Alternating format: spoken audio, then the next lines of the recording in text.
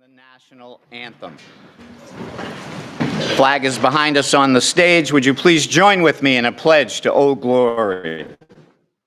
I pledge allegiance to the flag of the United States of America and to the republic for which it stands, one nation, under God, indivisible, with liberty and justice for all. National anthem would be played by, follow my leader, Dean Zanello.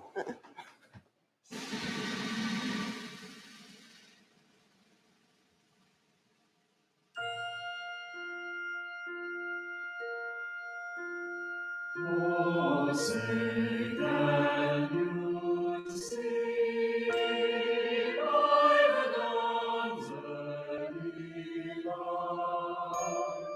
What so proudly we hailed at the twilight's last gleaming, whose broad stripes and bright stars through the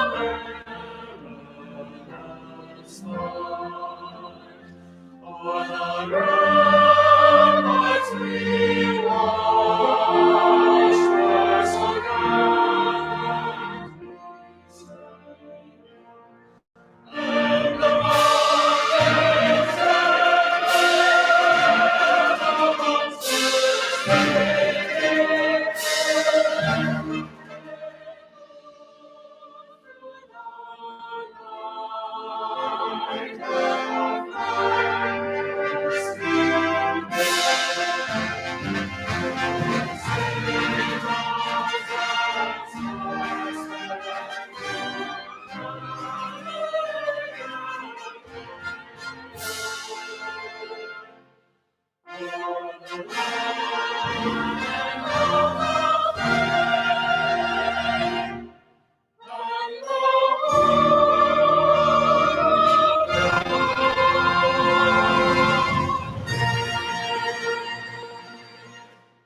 Thank you. You may be seated. Oh, jeez. So as normal on our agenda, I'm going to just go over some of the handouts that are on the back of the room. You have the voter's guide. You have a tax rate chart, comparative budget statement. You have the MS 737. You have the default budget. Also like to announce that Candidates Night at the Plastow Public Library will be March 5th, 2024 at night. A week later, we will have the ballot elections at the Fish and Game in Plastow. Also, a week, now this coming Thursday, is the Timberlane School District Deliberative Session over at the high school. So that would be your next official public meeting after tonight. And then, as I said, Candidates Night, and then our official ballot night. I'd like to ask all of those on the dais here to introduce themselves, starting with my far left. Yeah. David Gerns, Willow Hill Avenue, Plastow, Budget Committee. Richard Anthony, 4 Village Way, Budget Committee. Liz Costa for Evergreen Drive Budget Committee. Margot Collins, 93 Old County Road, Budget Committee. Doug Thompson, 27 Cotton Road, Budget Committee. Katie Knutson, 3 Wildbrook Road, Budget Committee Chair. And I'm Bob Harvey, your town moderator. Martha Fowler, Town Clerk. Bill Coy, 9 Partridge Lane, Board of Selectmen Chair. Jada Roche, Board of Selectmen Vice Chair. Greg Colby, Town Manager and Finance Director. Amy Bergeron, Board of Selectmen for Harmony Way. Darrell Britton, first and favorite son of Darrell and Sarah Britton. Selectmen. Jonathan Gifford, Selectman, 148 Main Street. Beth Hossack, Admin Assistant. Norm Major, Assistant Moderator. And thank them all for their service. And thank you all for being here, and those of you at home that are watching. We appreciate your participation. You also have a copy of the moderator rules out back if you'd like to get a written copy. I'm going to read them and ask that we adopt them unless there's any objection. These are the same moderator rules we've been using the last few years. Number one, each participant will treat every other participant with due respect and courtesy. Number two, no smoking. Please turn off your cell phones or put them on vibrate. Any voter who wishes to address the meeting will approach the microphone. We have 2 microphones. If you need to sit down, there's one next to Mr. Zanello, then there's one standing up. Please state your name, and if it's not something like Smith, our clerk would like you to spell it because you will be in the official record when it gets published. And give us your address. Voters are asked, don't touch the microphone, just leave them where they are. Number 4, general comments will be limited to 2 minutes, maybe 3 minutes maximum. 5, all questions to the Board of Selectmen, the Budget Committee, and any other town official or other participant must go through the moderator, myself.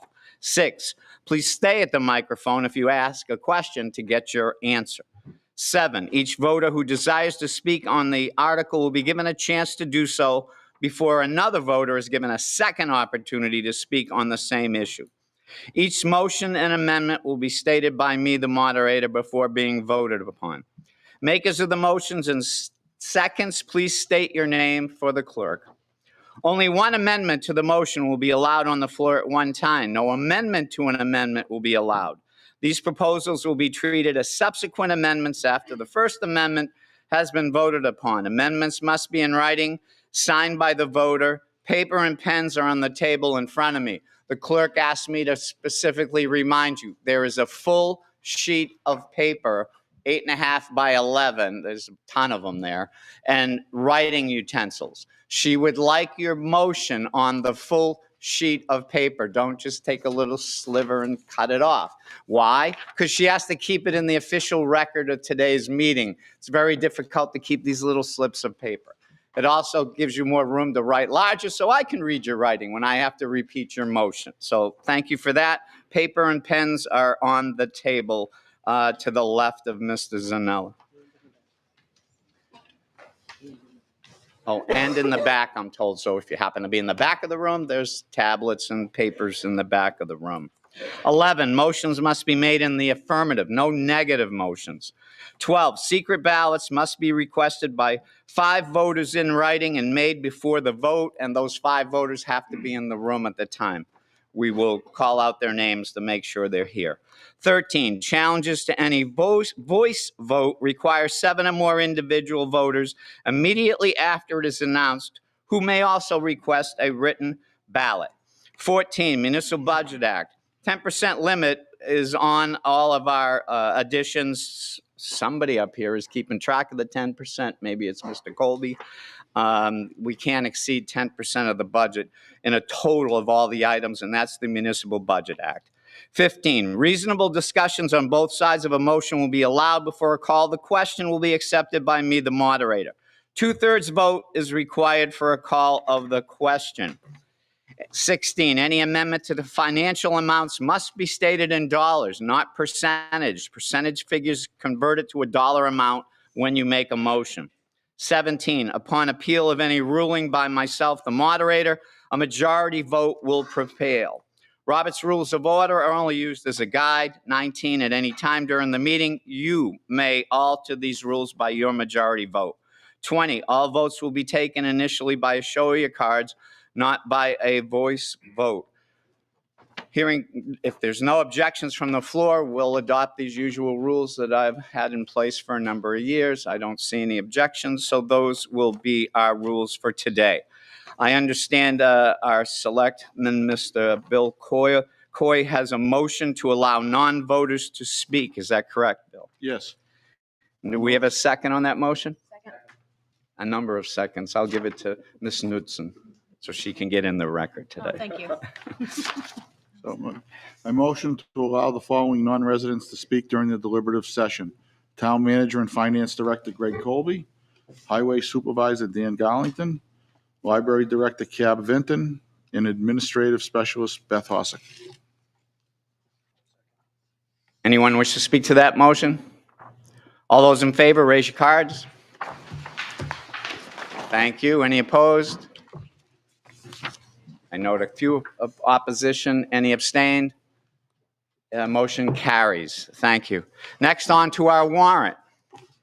Today, we will be going over the first part of the warrant. The second part, as usual, is the zoning bylaw amendments. They've had public hearings. They've been debated. They're non-amendable at this session, so we will conclude the session at the end of the normal warrant articles. All the zoning articles in your pamphlet will appear on the ballot as written by law.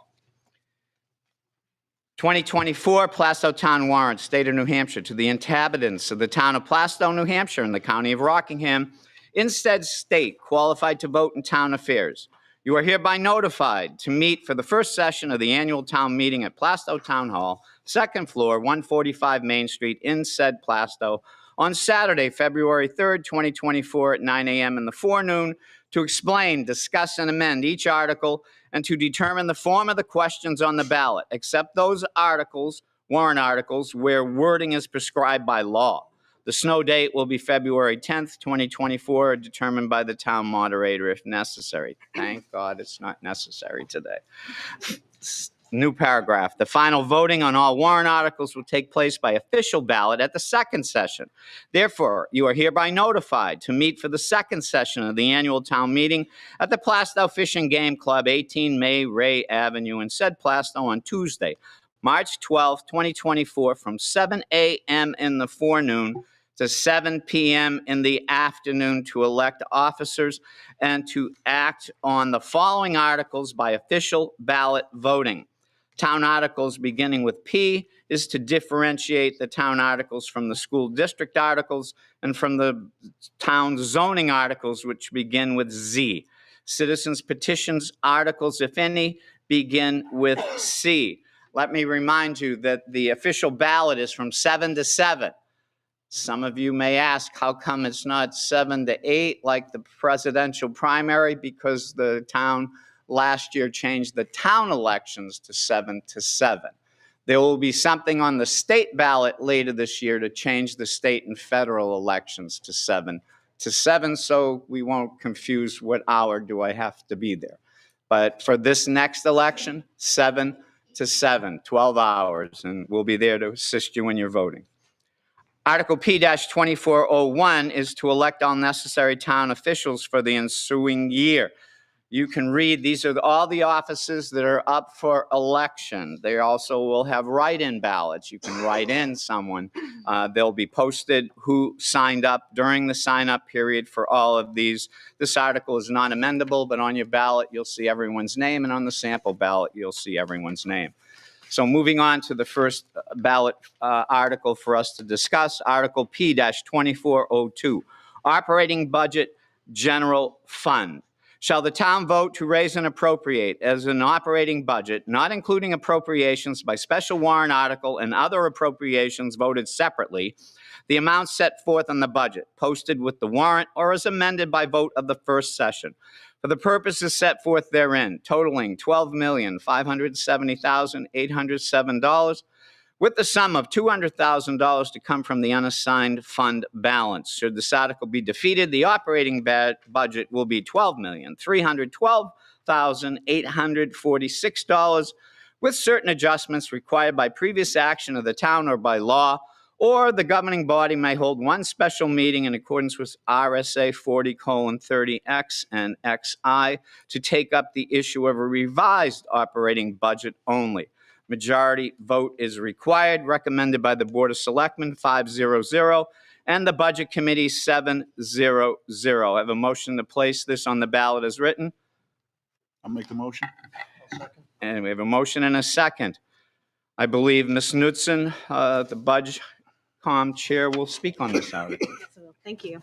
Good morning, everyone. I just want to let everyone know that this process started way back in September, and it's, even though we're presenting on it, but this really is a collaborative effort that starts with the town department heads in developing a fiscally responsible budget for their department, but also something that's able to keep their department moving. Then goes to the town manager, which then it gets discussed at the Board of Selectmen, which then comes to us. So this is something that we look at. It's a long process. It's a very thoughtful process. So it's a collective process in that as well. But overall, the budget increase for 2023 is 9.5%. If you take out the ambulance service, which I know Chief Knutson has had many sessions, there's been many information of why this is needed. It's not a want, but an absolute need. Then the budget increase without that service is only 3.44%. So that is, and those drivers are inflation as well as just people's salaries increases that are CBAs and stuff like that. Thank you. Anyone wish to speak on this article? I'll ask one more time. Anyone else wish to speak on this article? Sure, why not? Ryan Lebrecq, 174 Main Street. That's spelled Lebreque.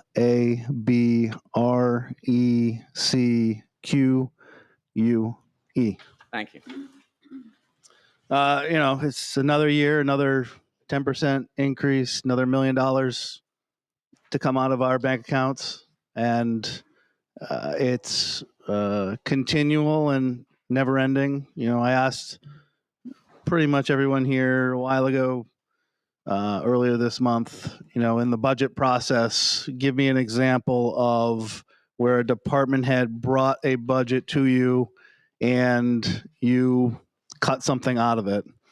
And I think there was one small example of uniforms and there were no other comments. So, we seem to have a government that, something's presented to them, and I'm not saying there's not work involved in that, but, the few meetings I watched, there's very few questions and there's very little pushback on what's here, and we end up with another $1 million plus increase. And now the residents of the town need to go figure out how we're going to pay for that. So in my case, I've spent most of my year focusing on how I can make more money because I'm just beating my head against the wall otherwise. So it's unfortunate that we all have to do that. But for those people that can't do that, if you're retired and you're on a fixed income, etc., the message that this town continually sends, and people vote in this room regularly, not very many people, poor turnout as usual. We had more turnout at the Prime Wetlands meeting. The message sent is that, you either retire rich so that you can continue to pay for the increases, or you move and leave, even if you've been here your entire life. So that's unfortunate that that's what the people of this town support. So I just ask that maybe one year we have department heads that look at their budget and bring a budget that's at or less than what they submitted last year, and not look for ways to increase it and or look for ways to cover the inflation, whatever other increases that happen, by reducing something else, which is what we all normally have to do. Thank you. Thank you. Name and address. Dennis Heffernan, 4 Secluded Circle. Couple questions on the budget. 2 areas here that I see some of the major increases. The fire department, I understand that increase, but if I look here at the police, we're up 9.5%, and emergency management, 14.4%. Can we talk to why the increases are in those 2 areas? Anyone on for the budget committee want to handle that? No, I'm going to let either the Board of Selectmen or Chief Knutson here is for emergency management. I thought he was more concerned about the police, correct? More the police. Does anyone want to speak on the police line item? Mr. Colby? Police, I believe, is mostly contractual with salaries due to the CBA and the like. There's, I believe, a couple of other equipment purchases, but nothing significant. It's mostly contract driven. Okay, thank you. And the emergency management, I see that up 14% here.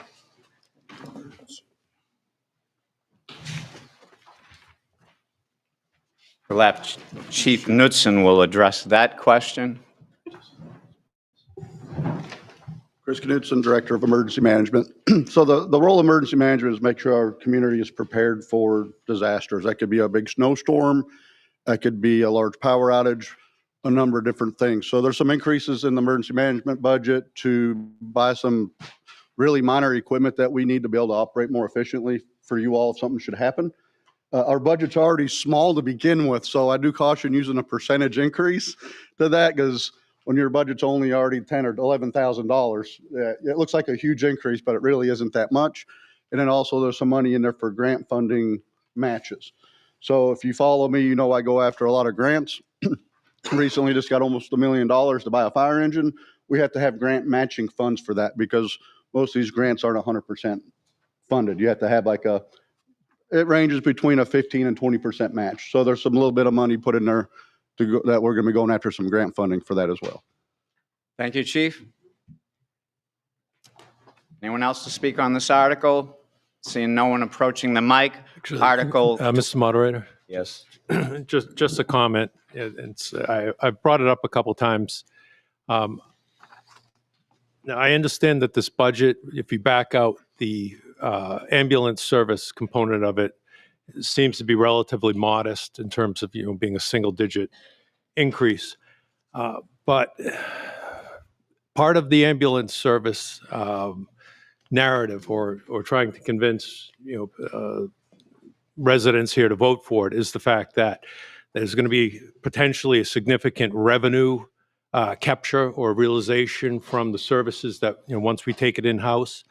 But I think it's important to understand that the revenue isn't coming in and isn't directly offsetting the cost of the ambulance service, that it gets remitted to the unassigned fund. And then, subsequently, I mean, there's a calculation to reduce tax rates and things like that.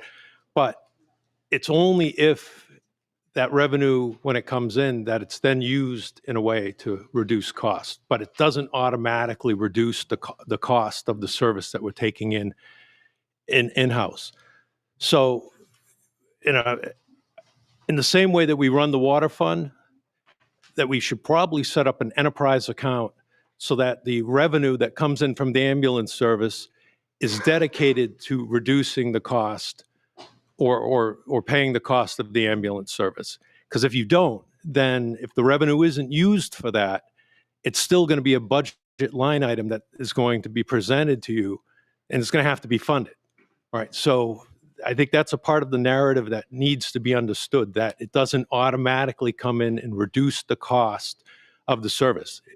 Because if that revenue isn't dedicated to reducing the cost, that 50% increase that you see here will be memorialized and will have to be funded every year, regardless of what revenue comes in.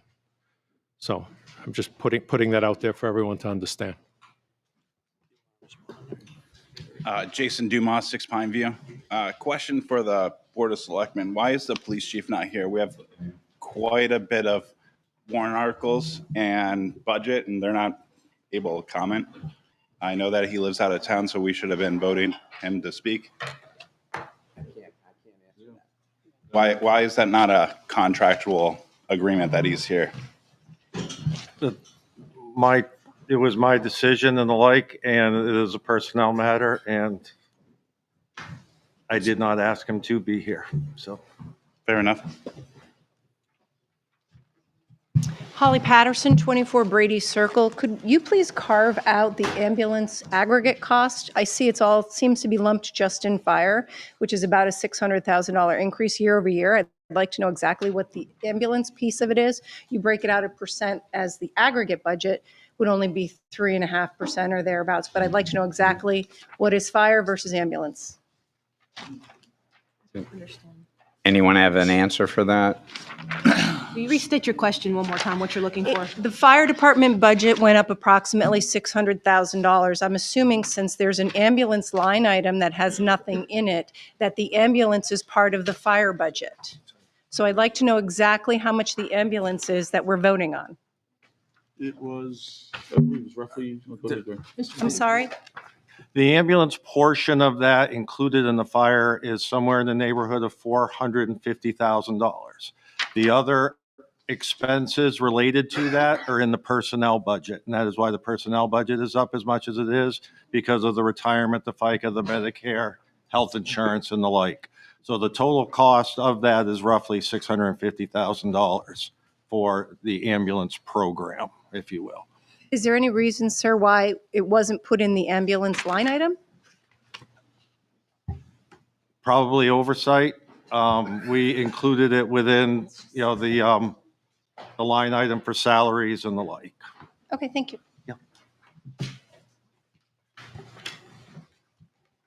Anyone else to speak for first time? Jay. Mr. DeRoche. I just want to say about the ambulance, this is something we need to provide for our citizens in this town. Unlike the water department, the ambulance can't be self-sufficient right out of the gate. So what we're asking is for the taxpayers to support that. And if you look at the first warrant article, there's $200,000 in there. So what that $200,000 is coming out of the general fund to help offset that gap between the revenue and the anticipated costs that we're trying to raise for the ambulance. Now, as Mr. Anthony mentioned, there's an enterprise fund. Only when the service is self-sufficient is when we can have an enterprise fund. So what we have to do now is put it through the budget as an increase, unfortunately. We can offset that revenue gap of $200,000 from money from the unassigned fund balance to help level set that impact to the taxpayers. And once, obviously my goal is to sit and monitor it month to month as we go through the year and see how it's doing.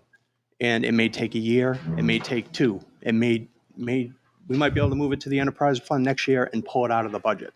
So this isn't something that was just willy-nilly thought of, and we took time, really thought this out, really put time and effort. It's 18 months of planning for this, and it's something that this town needs, and we're going to provide that service. And unfortunately, I hate to be bearer of bad news, but it has to go through the budget, and that's the way we can fund it. We didn't have the revenue out of the gate to fund an enterprise fund to start it up. Thank you. Mr. LeBrecq. Ryan LeBrecq, 174 Main Street. Just to mirror what Mr. Anthony indicated, I think the challenge is the departments that do create revenue, the dollars fall to the general fund, and then we get piles of crap in here to spend out of the general fund with no new taxation. Well, it's no new taxation because the money that was created by these other departments was set aside to go spend on something else. So we're creating a target to spend more money, in my opinion. Just like these enterprise or these capital reserve funds, they're creating targets to spend money in. In the case you mentioned, the water department, the town hooked up several buildings to the water system that didn't need to be hooked up to the water system necessarily. They had wells that were operating and producing, but we hooked up to the system so that the system has more revenue to make it more viable.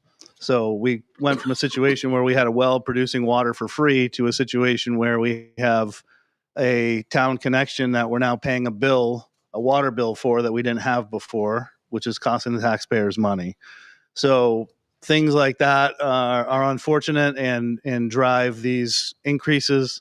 But, this money flowing down to the general fund is a way to fund other things instead of a way to offset the cost of the things that it should be offsetting. Yes, ma'am.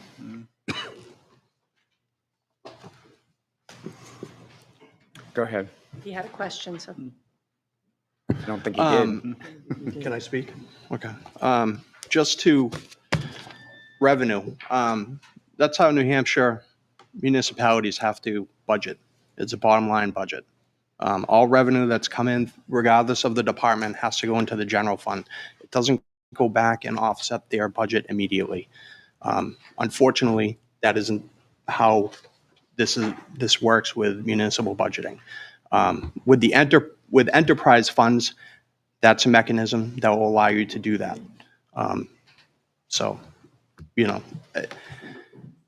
The revenue goes to help offset the tax rate. It helps to drive down the tax rate. It helps to fund some of these warrant articles that, over time, the general fund does can grow. We have a policy where we keep a certain amount of money there because of cash flow. Throughout the year, we have bills that we have to pay. We have to pay the school once a month, $2.5 million. So we need to have cash flow that makes us fluid throughout the year. And if we can't meet those obligations, we have to take a tax anticipation note, which then makes us spend money to borrow money. So these are things that we look at when we go through this whole budgeting process and when we look at revenue and everything like that. So thank you. Yes, ma'am. Hi again, Holly Patterson, 24 Brady Circle. I absolutely respect the fact and applaud the town for doing something about an ambulance service. My concern is that the balance in the unreserved, hang on, there's a capital fund with $2.5 million in it. And when you talk about the budget being either a 9.5% increase or a 3.5% increase, in light of the fact that most of the taxpayers here have seen an inordinate school tax increase, which I understand it is school, but I'm perplexed as to why we wouldn't, for something that's a startup that eventually will earn revenue and offset its expense, why would we not have taken that $400,000 out of the reserve for, it's really an investment in something that's going to give great return to the town. My other part of that question would be, I understand cash flow differences, but that's not a budget item. Highs and lows of cash is not budget. We don't budget extra dollars to make sure that we have extra money sitting around. So if you could address that, that would be great. Mr. Colby. Your statement that there's $2.5 million in the capital fund is incorrect. It is in the unreserved, the unassigned fund balance. I didn't know the name. Thank So the total budget right now for the ambulance, as I stated before, is approximately $650,000. Conservatively, the fire chief has worked with at least 2 collection companies, given the number of runs that the fire department has done in the past and the amount of revenue that will be generated, has come up with very conservative numbers of around $400,000 of revenue. So 650 minus 400 leaves us with approximately a $250,000 delta. And that is why the selectmen chose to put 200,000 out of that 2.5 million towards that increase. So the taxpayers, if everything is as planned, the taxpayers would only see a $50,000 increase to their tax bill across the entire town. But previously you said it was 400,000 for the ambulance, so I'm confused. Total cost is 650 of the ambulance. Personnel costs, that are in the personnel budget. The fire side of that, the ambulance personnel, the supplies and the like that are in the fire department budget is the difference. So some of the cost is in the personnel, some of the cost is in the fire department. But the total all-in expected budget for 2024 is around $650,000. And speaking to Mr. Anthony's revenue, that revenue is required to be in the general fund. These voters have not taken any action for us to spend that revenue for any other purpose. So it has to go in the general fund, and it has to help offset that $650,000 budget line. So it's a net cost of 50 is what we're looking at. Nolan Pelletier, 24 North Avenue.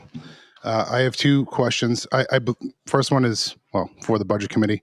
I believe there was a motion, if I remember correctly, to reduce the budget by 2% for non-contractual obligations. Is that correct? Yes. And that was put forward. And what was the vote count on that from the Budget Committee? It's 2 in favor. I'm not sure how many opposed. The motion did not pass. The motion did not carry. Okay. My second question is, I'm holding the budget in my hand, which you guys passed, and seeing a line item of 0 on the ambulance, if you're a resident, I would find that very concerning, because you keep talking about it's $650,000, and I understand that $250,000 of that is personnel, but why wouldn't that be reflected in your budget? This is the budget you passed, correct? I'm looking at page 1 of 4, line item for 1215 ambulance line item is 0.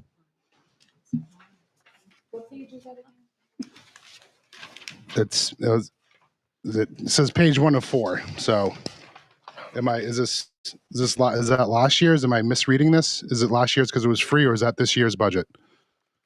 That is this year's budget. I understand. That is this year's budget, and everything is included in the fire department because it is not a separate department. The ambulance will be included as part of the fire department. Okay, then why is it a line item? That's a state form. So it's a state form that you're supposed to include that, but then you don't put the actual funds for that. There are other communities that have separate ambulance departments not under the direction of a fire chief, and those are budgeted as separate line items to keep the departments completely separate. Okay.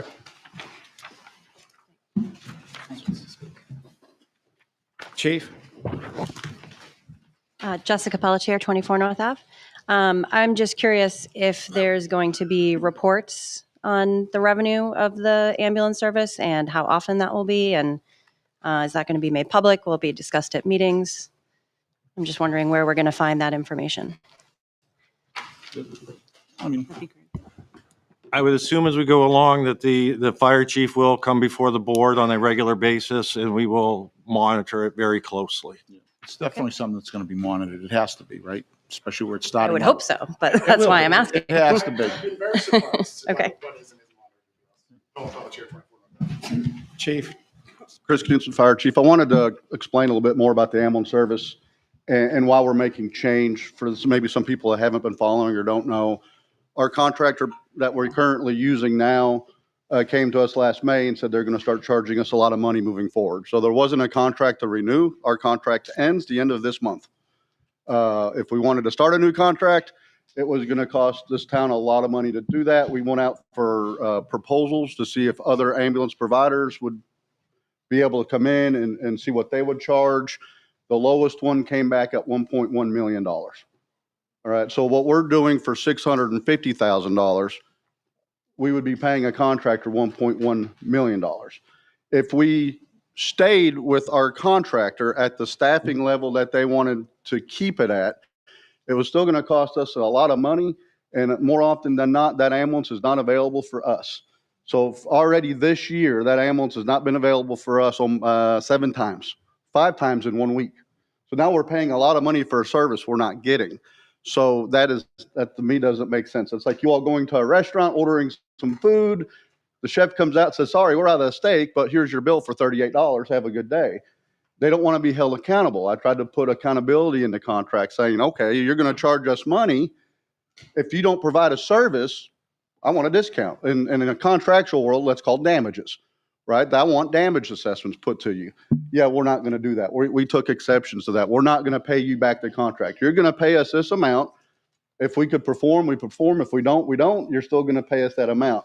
So at the end of the day, once at the end of 18 months of looking and studying and evaluating what we need, what we're moving forward with actually has the least amount of impact to the taxpayer and has the greatest return on investment for an available ambulance for you all.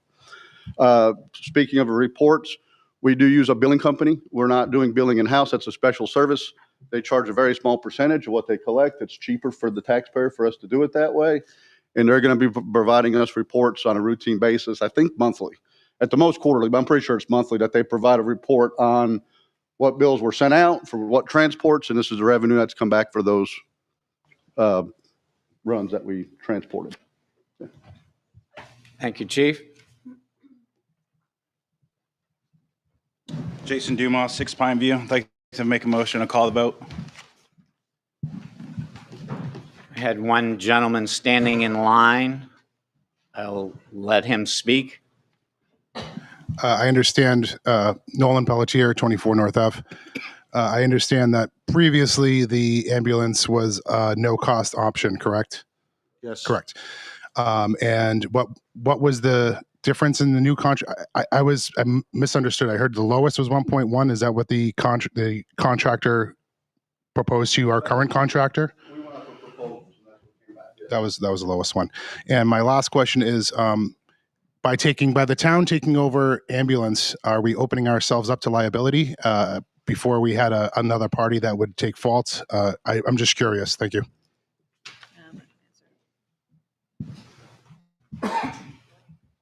Great question. This is something else for you all maybe to understand. The taxpayers here are already investing in all the infrastructure, right? So we're already having to buy the ambulance, all the equipment that goes in it to make up for when our contractor wasn't available. So all we're adding is personnel. We were already doing this when it wasn't convenient for the contractor to do it. So the town already has insurance. We use Primex. There's no increase to that. Everything is on that aspect of stuff is the same liability that we're doing now, except now at least the taxpayers are going to see revenue coming back in for that service. Thank you. No motions to amend, so Article P-2402 will appear on the ballot as written. Moving on. Operating budget for the Water Department, Article P-2403. Shall the town vote to raise and appropriate as an operating budget for the Water Department, not including appropriations by special warrant and other appropriations voted separately, the amount set forth on the budget posted with the warrant or as amended by vote of the first session for the purposes set forth therein, totaling $520,014. Should this article be defeated, the operating budget shall be $520,014, with certain adjustments required by previous action of the town or by law, or the governing body may hold one special meeting in accordance with RSA 40:13X and XI to take up the issue of a revised budget only. Majority vote required. Total appropriations, $520,014. Withdrawn from the Water Enterprise Fund, $520,014. No amount to be raised by 2024 taxation. The approximate balance in Water Enterprise Fund was $430,950 as of December 31st, 2023. Recommended by the Board of Selectmen, 500, and the Budget Committee, 700. Motion to place this article on the ballot as written. I'll make the motion. Do we have a second? Seconded by Mr. DeRoche. The Board of Selectmen Chair, Bill Coy, will speak on this. Bill? Yes, the operating budget that was presented in this warrant article, the $520,014, that reflects the approved budget from the Budget Committee.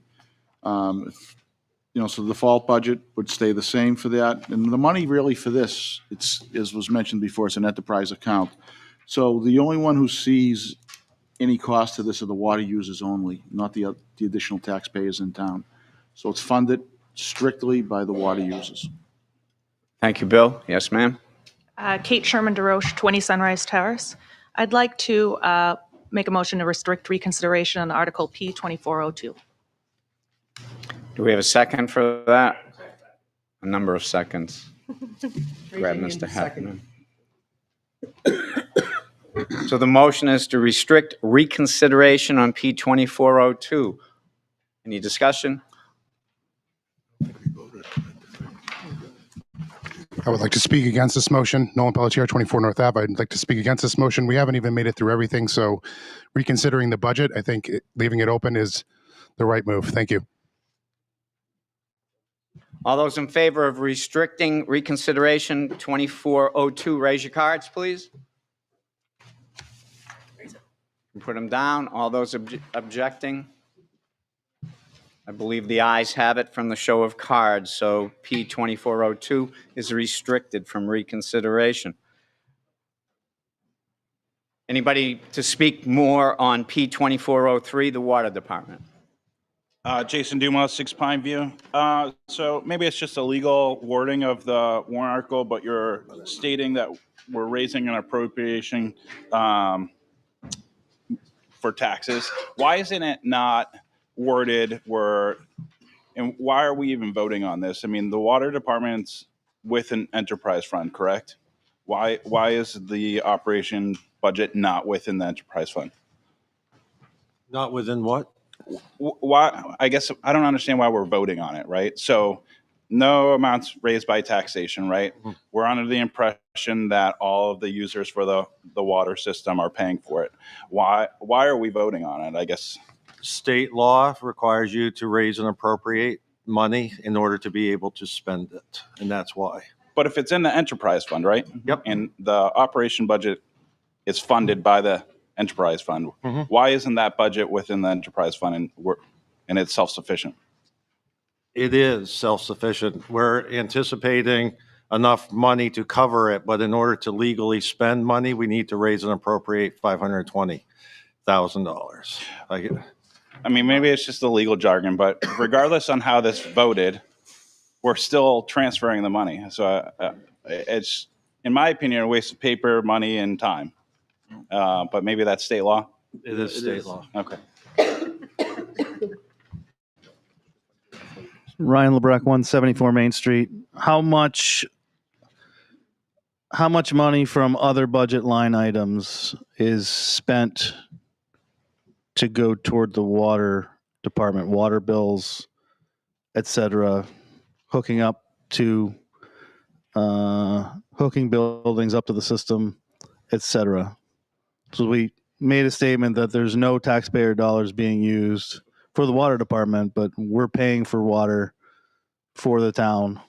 So that's taxpayer dollars that are being used to fund the water department. What portion of that is costs to the town paid into the water department budget? The town is paying for the service that is being received. They are not supplementing the expenses. To answer your question, I believe it's in the neighborhood of $10,000 to $15,000 as a cost for the water being provided to the town buildings. Now, $10,000 to $15,000 total for water cost alone.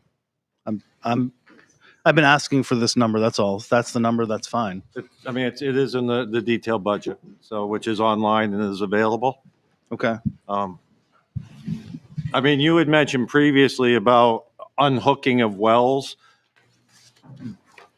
The wells that we unhooked, the employees do not drink the water that it comes out of those wells. The employees are now able to do that. So the quality of water that we are replacing those wells with is a much higher quality. We just didn't do it for the sake of, Was the town hall one of those buildings? yes, So we can get rid of the water bubblers sure. behind you Yep. now? Because everyone's drinking the well water, not the bottled water behind you? So we can. That's good. could We should do that. But they're also a convenience for meetings like this because not everyone's going to run downstairs and fill and the like, but We should do a survey of how many people are actually drinking the well water. I mean, the town water. I don't think it's much. Nolan Pelletier, 24 North Ave. Kind of to further push Ryan's question forward, is the town paying for the utilities for the water department, power, like the pump stations? Is that all coming out of the water budget, or is that coming out of the actual town utility budget? That comes out of the. it comes out of the water budget. Okay, thank you. Seeing no one else at the mic, Article P-2403 will appear on the ballot as written. Collective Bargaining Agreement, CBA Police Union. Article P-2404, shall the town vote to approve the cost items included in the collective bargaining agreement, CBA, reached between the town of Plastow and the Plastow Police Unit, Teamsters Local 633, which calls for the following increases in salaries and benefits at the current staffing level. Contract year April 1, 24 to March 31, 25, $180,756. Contract year April 1, 25 to March 31st, 26, $179,942. Contract year April 1, 26 to March 31, 27, $156,389.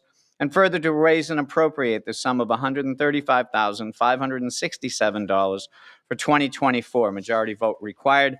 Recommended by the Board of Selectmen 5-0-0 and the Budget Committee 7-0-0. Motion to place this on the ballot as written. So moved. Ms. Knutson and Mr. DeRoche. Mr. DeRoche will speak on this, but I remind our voters here that cost items cannot be amended on a collective bargaining agreement, so we can discuss them, but we can't amend them. And that leads to the next warrant article that says if it fails because it's a collective bargaining agreement, we'll need another new meeting. Mr. DeRoche? Yeah, so we went into negotiations with the police officers to look at adjusting contracts. One of the problems that we've been having here in town is that we've been short-staffed. We're unable to entice police officers.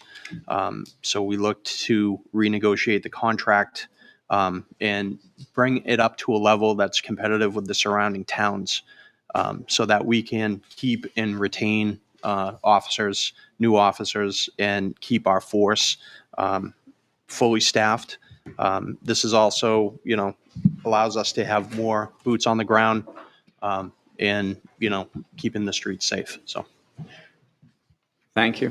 Yes, sir. Nolan Pelletier, 24 North Ave. Can the police chief talk to this? Oh, he's not here. Okay, thank you. As I said, this is a non-amendable article, so Article P-2404 will appear on the ballot as written.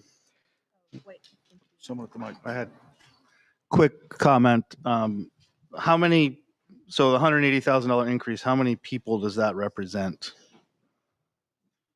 That represents the 18 positions within the budget. 18? Okay, thank you. Again, P-2404 will be on the ballot as written. Special town meeting for defeated collective bargaining agreements, CBA. Article P-2405. Shall the town, if Article P-2404 is defeated, authorize the Board of Selectmen to call one special meeting at its option to address warrant Article P-2404 cost items only. Majority vote required, recommended by the Board of Selectmen 5-0-0. Motion to place this on the ballot as written. So moved. Made by Ms. Knudsen, seconded by Mr. DeRoche. Mr. DeRoche, you're going to speak on this. This is just in case the previous warrant article fails. We can hold a special meeting to reconsider a vote for it. And I believe that language is required by law, so that Article P-2405 will appear on the warrant as written, on the ballot as written. Moving on. Yes, sir. I'd like to make a motion to restrict reconsideration of P-2403, We have a motion. Do we have a second? 02 and 03. We already did 02. Only Yeah. 03 and 04. Oh, 03 and 04, sorry. And 05. Motion to restrict reconsideration of 03, 04, and 05. Do we have a second? Second. Seconded by Mr. Coy. Any discussion? If you're in favor of restriction, please raise your cards. Any opposed? I believe the ayes have it. Moving on. Contingency Fund, RSA 31:98A, Article P-2406. Shall the town vote to establish a contingency fund for the current year for unanticipated expenses that may arise, and further to raise and appropriate the sum of $80,000 to be deposited into the fund. The sum to come from the general fund unassigned fund balance. Any appropriation left in the fund at the end of the year will lapse to the general fund. Use of these funds will be pursuant to RSA 3198:98-A and RSA 32:11. Majority vote required. Total appropriation $80,000, withdrawn from the general fund, unassigned fund balance $80,000. No amount to be raised by 2024 taxation. The appropriate balance in the general fund unassigned fund balance was $2,501,459 as of December 31st, 2023. Recommended by the Board of Selectmen 5-0-0 and the Budget Committee 6-0-0. Motion to place this on the ballot as written. Second. Made and seconded. And Mr. Gifford, you're going to speak on this article, I believe. Yeah, so basically this just gives us a little cushion for when accidents happen. We recently had our F-550, the frame broke. We're in the middle of winter. We had to get a vehicle, and this gives us that resource to take care of the issue without having to put it out to vote 3 months down the road. Just a for instance. And to add on to that, we also had a septic fail. Correct. As well. Mr. LeBrecq. Ryan LeBrecq, 174 Main Street. Don't we have a highway fund to fund trucks breaking down? Why would it come out of the contingency fund unless we just want to leave the highway fund alone so That we was can? a for instance. Okay. You can use the septic if you want. Okay. How much of the 80,000 was spent this year? Last year?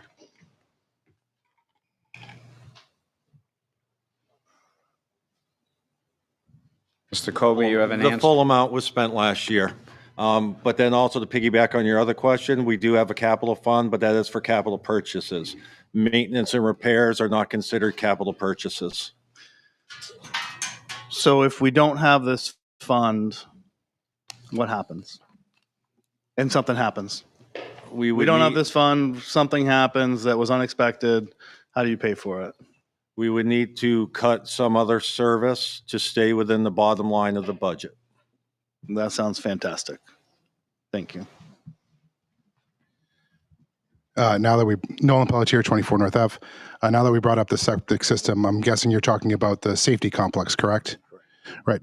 When was the safety complex built? Was it 20? About 20 years ago. 20, yeah. At that time, did you replace the septic system?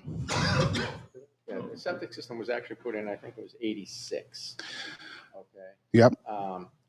What happened is when they were designing the new building, they piggybacked onto the existing system, which should have never happened. Well, this is I agree, which is there's a lot of issues going on within this town that no one's accountable for because there's other issues with their roof, correct? Yeah.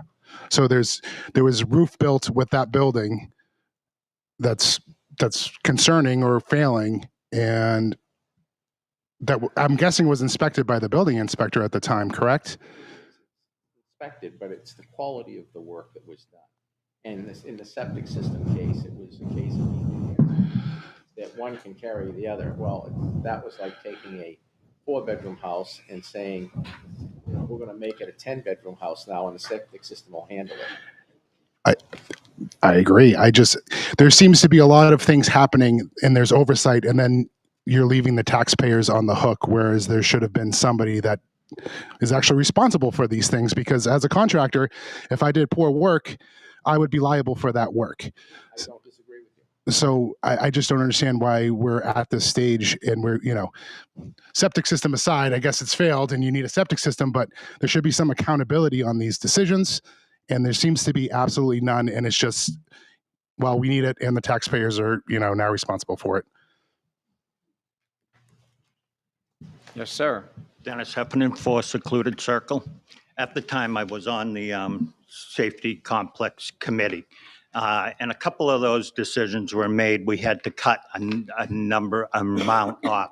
The first year that bill failed, so there were significant cuts that were needed to be made. As far as the septic system goes, that was inspected before it was built. And we were told as the Safety Complex Committee that what we had up there could be able to do what we were looking for the safety complex. As far as the roof and some other things that have come up, I know I've heard, in budget committee meetings saying that, there were a number of things that were overlooked. Yes, that is correct. But we had to reduce a number of things in order to get that passed on what was needed for that safety complex. Thank you. And if I recall, it was around 11 million that it was originally at. And we had to get it down to 8.5. I also at the time was on that safety building committee. And we worked long hours to try to see what would work for the people when we went back out to put it to vote, because it was something that needed to be done. At the time, we didn't feel the septic was an issue. And now, just like, everybody has homes here. Sometimes your septic just, you gotta take care of it. There was something that I believe you just had a minute ago, and that is We're adding to the capital reserve. why is it coming back to the taxpayers? But some of these things like we're talking about, and we call them the rainy day fund, is for us to, if something happens, we have the money to fall back on. So it's like we set up a fund so that if there is a problem that arises, we have the money available to us. We're not all like sitting ducks and not knowing where to get the money from. So that's one of the other things I wanted to bring up. And we are all sitting here talking about, cutting budgets and that sort of thing. Well, that was one of the things back when we were on the safety committee that we worked hard to do so we could get it passed, but we had to cut a couple of million out of it. And those were some of the things that were cut out, unfortunately. Can I ask those members on the dais here, if you wish to respond to a question, would you raise your hand? Otherwise, it becomes a debate between you and the people at the mic. I will recognize you and give you the opportunity to speak. Thank you. Yes, The moderator knows me well. Thank you. I understand the purpose of the rainy day fund. It just, because if it wasn't there, what we would have to do, call a special meeting to appropriate funds. Is that correct? Exactly. Yeah. But I think so what are we looking for for the septic system? Is that's not coming out of this rainy day fund, or is that going to, I mean, this is a known problem. Wouldn't that be an actual warrant issue? Or is that in the safety complex budget? Excuse me. Mr. Colby, you're going to answer that question? I will answer that question. The contingency fund funded the engineering and the plans. The selectmen took a vote at December 27th, I believe, because we had a contract to encumber the funds out of the previous year budget. So in the 2024 budget, there is no money related to the replacement of the septic. Thank you. Yes, Jay. Just to, note everyone's favorite term, no amount to be raised by taxation. The money that we're getting to fund this is coming out of the unassigned fund balance. So we're not asking anyone to raise and appropriate this money through new taxes. I know everyone loves that term, but it's coming out of the unassigned fund balance. And then if whatever's left over at the end of the year gets put back into the unassigned fund balance. So just for my clarity, the septic system is paid for with funds from last year. Is that the proposed new septic system? 100%? Correct. Okay. Correct. And the leaking roof, how old's the roof on the fire department portion? Was put on with the police department, right? No, it was not. Was not? No. Okay. And what are the plans for that? We're going to repair it? We're working on that. So- Working with a maintenance supervisor to come up with a plan for that. So we don't have any funds set aside for that purpose? Not at this point. No, not enough to cover it. It will be a future item. And the roof is 20 years old? It's the original roof? Okay. All right, thank you. This is really just a question on wording. I know you talked about it. So is that legally required by the state? Because I think it should read funds to come from over taxation, because that's really what it is. I think it's very misleading to the people in the public when they says no new taxation, because they don't understand that you've already taxed us and then put that into a fund, and that's what they're pulling from. Is that state required?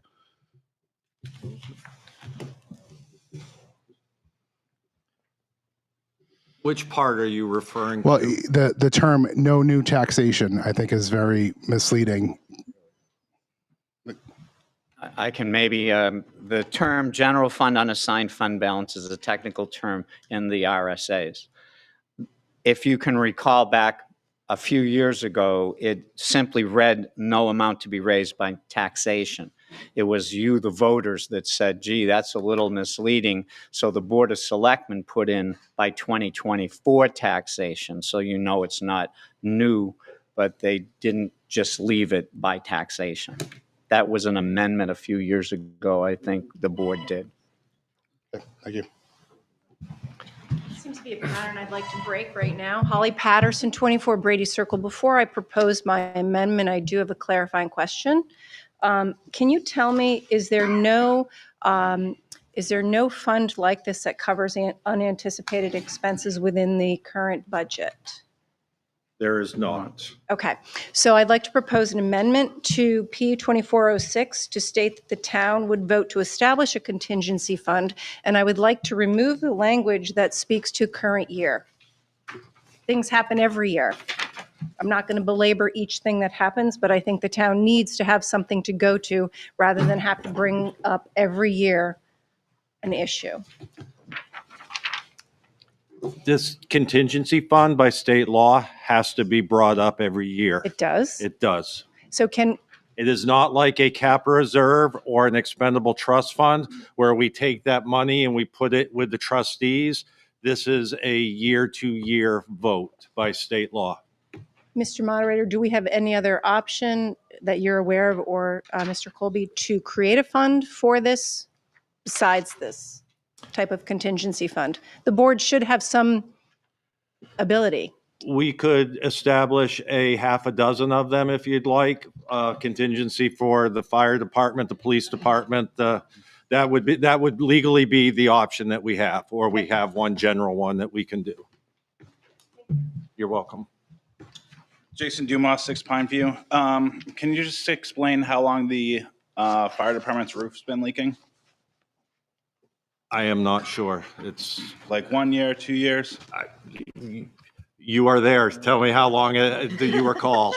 So it's been quite a few years, right? So Yes. How long have we been working with the maintenance supervisor on this? Because it seems like there's probably significant water damage in the fire department, and we're not doing anything about it, right? It's going to create mold issues. It's going to create an unliving facility, right, on our 30-year public safety building. Seems pretty redundant to me that we're not doing anything about it. Well, we are. It may not be as quick as, we would hope, but we are. We have done air quality studies and the like, and those But that have been. costs money, right? Yes. My point exactly. But I'd like to make a motion to call the vote. Seeing nobody at the mic and no amendments, I'm going to deem that P 2406 will appear on the ballot as written. Moving on. Deposit to Highway Department Equipment Expendable Trust Fund. Article P-2407.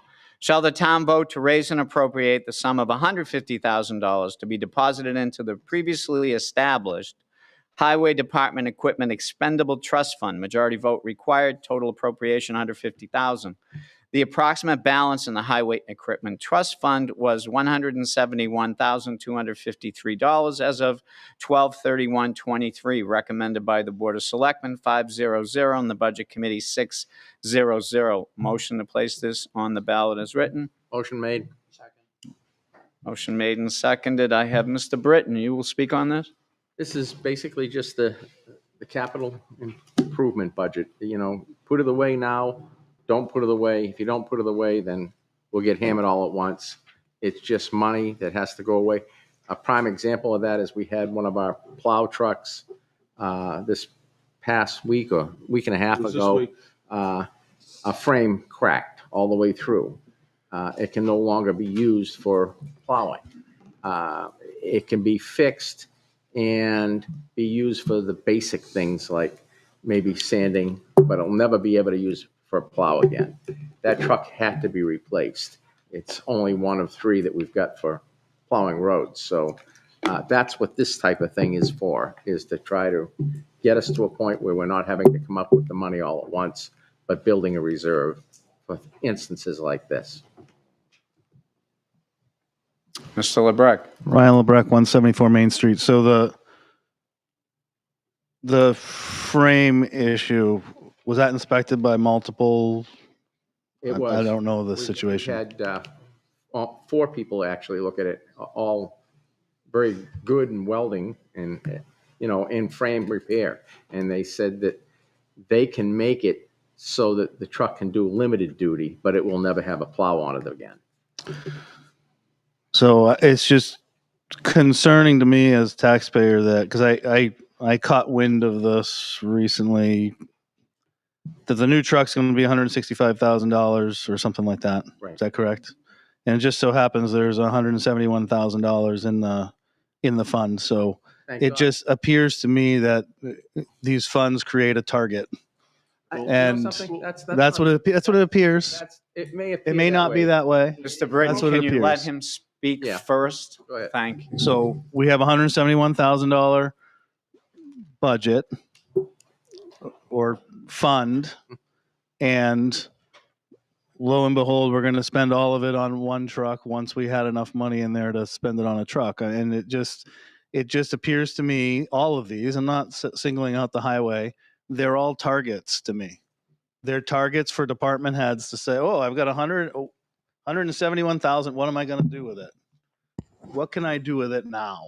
And I understand why. It's the American public. 90% of us are overspending our what we make, and we're in debt and things. And these same humans are running these departments, so they like new equipment. Equipment guys like new. I like new equipment. I like new stuff too. It just seems very coincidental to me that the exact amount of the fund balance is going to be spent on one truck.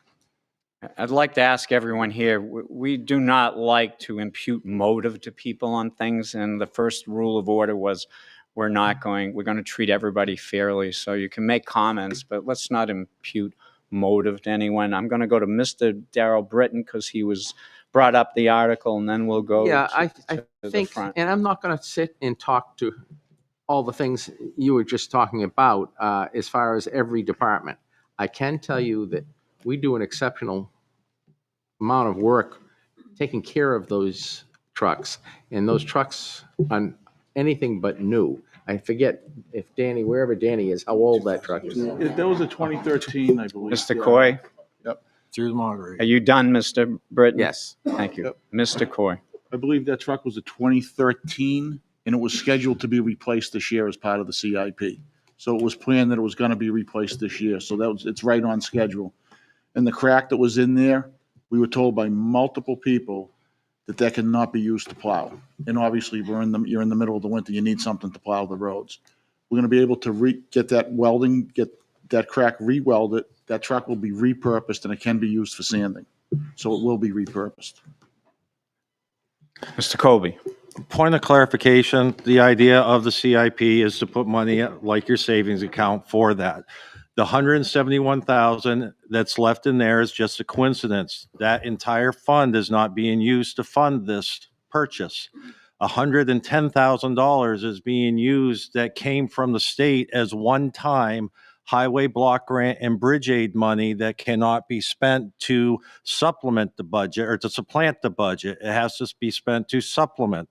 So that fund, although it has 171 at 12/31, I believe we are using 20 or 30,000. So we're not using the entire fund. The additional money will help fund further purchases of the bigger equipment and the like that's needed as part of the CIP. Do you have anything? It's not a coincidence that it's just that's being used to buy that truck. It's not all being used. Mr. DeRoche, did you have anything you wanted to say? No? Good. Seeing no one at the mic, P2407 will appear on the ballot as written. Moving on, deposit to building expendable trust fund. Article P-2408, shall the town vote to raise and appropriate the sum of $40,000 to be deposited into the previously established building expendable trust fund. Majority vote required. Total appropriations $40,000. The approximate balance in the building expendable trust fund was $67,138 as of 12/31/23. Recommended by the Board of Selectmen 500 and the Budget Committee 600. Motion to place this on the ballot as written. Make the motion. Second. Second. We have a second by Ms. Knutson. Ms. Bergeron, you're going to speak on this? Yes.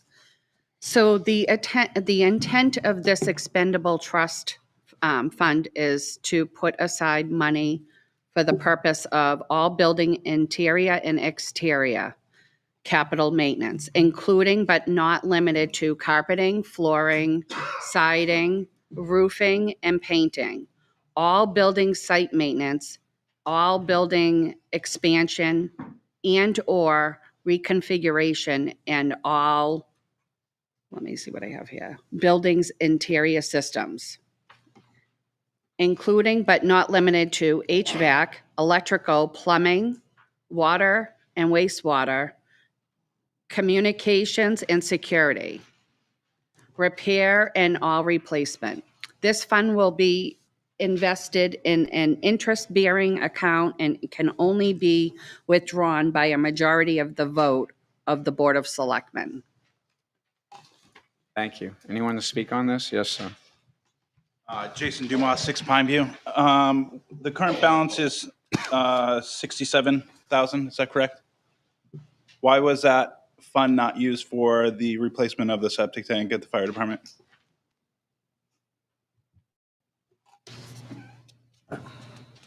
I'm unsure. I had to go back and look at my notes. I don't remember them all off the top of my head, so. But also this fund can be used to repair the roof once we have a plan. Well, I understand that, but we're not replacing a roof anytime soon. Once there's a plan in place, we have to do studies and come up with a plan. You know, I know, it's been an ongoing issue. We're working to try to get it resolved. I just think that we have so many accounts that we're picking and choosing what accounts that we're taking money off of. We commonly go to the emergency expendable fund, which I get, or whatever it's called, but we have a capital reserve account or a CIP fund to keep maintenance of our buildings, and we're not using it for those means. Mr. Colby. This fund this past year was used to replace the boiler in this building as well. So we are using it. Well, I understand that, but we have $67,000 in that account that could have been used to fix the septic tank instead of using the emergency fund. That's just my point. No one at the mic. P2408 will appear on the ballot as written. Moving on. Deposit to the Library Capital Reserve Fund, Article P-2409. Shall the town vote to raise and appropriate the sum of $55,000 to be deposited into the previously established Library Capital Reserve Fund? Majority vote required. Total appropriation $55,000. The approximate balance in the Library Capital Reserve Fund was $107,328 as of December 31, 2023. Recommended by the Board of Selectmen 500 and the Budget Committee 600. Motion to put this on the ballot as written. I'll make the motion. We have a second? Motion made and seconded. Mr. Coy, you're going to speak on this. Jay did. This basically, it's a library capital reserve fund. What it does is make sure the funds are there to address any repairs, renovation, or improvements to the library building as needed. As we know, that building is probably 20 plus years old at this point, so it's starting to show its age a little bit. The funds do go into an interest-bearing account. We do know there are some anticipated expenses coming up for the library. There's a roof replacement, which will have to take place in the next couple of years. That'll be roughly about $140,000. And the boiler room compressors and the pumps will need to be done within the next 3 to 5 years. That's $15,000. So this should make sure that there's money in there to take care of those repairs and to keep the building up to date. Thank you, Mr. Coy. No one at the mic. P2409 will appear on the ballot as written. We've got somebody. Well, he wasn't there 2 seconds ago. Sorry, I called it. You weren't there. I got up when you Little looked down. late, but thank you. Appreciate it. I'm moving on. He slides in. We're going to move on. It's fine. I'll stand here and just talk about it next time.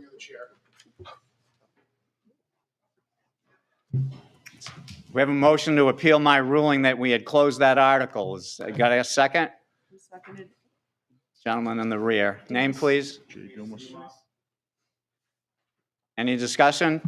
If you're in favor of overruling me and letting Mr. Lebrecht to keep talk on that article, please raise your cards. But put them down if you're objecting to that so that we can close. Raise your cards. I'm going to deem Moore said no, but you can speak on the next article if you wish. What's up? I'm still going to say what I was going to say, so it doesn't matter. We have one asking for a count of the hand count. I need 5 to say they want a hand count. 1, 2, 3, 4, 5. Okay, so if you're in favor of overruling the moderator, raise your card. Can we have Kathy and Norm count? Overruling me means he gets to speak again on P2409.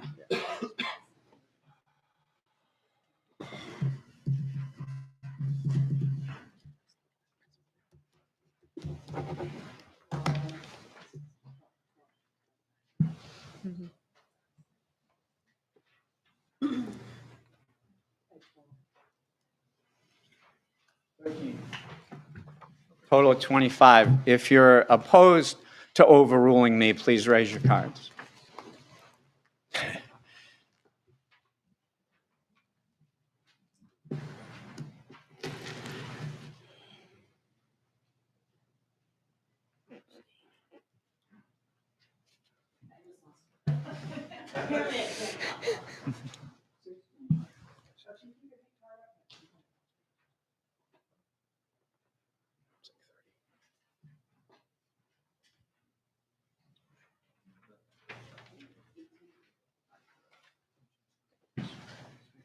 $25 for, 34 against. Motion fails. Moving on. Deposit to Energy Capital Reserve Fund, Article P-2410. Shall the town vote to raise and appropriate the sum of $25,000 to be deposited into the previously established Energy Capital Reserve Fund? Majority vote required. The approximate balance in the Energy Capital Reserve Fund was $61,872 as of 12/31/23, recommended by the Board of Selectmen, 500, the Budget Committee, 600. Motion to place this on the ballot as written. Make the motion. Second. Motion made and seconded. Mr. DeRoche, you're going to speak to this? The Energy Committee looks at various projects around town, potential sites for solar, wind, anything to help reduce our energy footprint within the town. They were instrumental into LED project replacement within the town buildings. The solar panels out on the highway garage.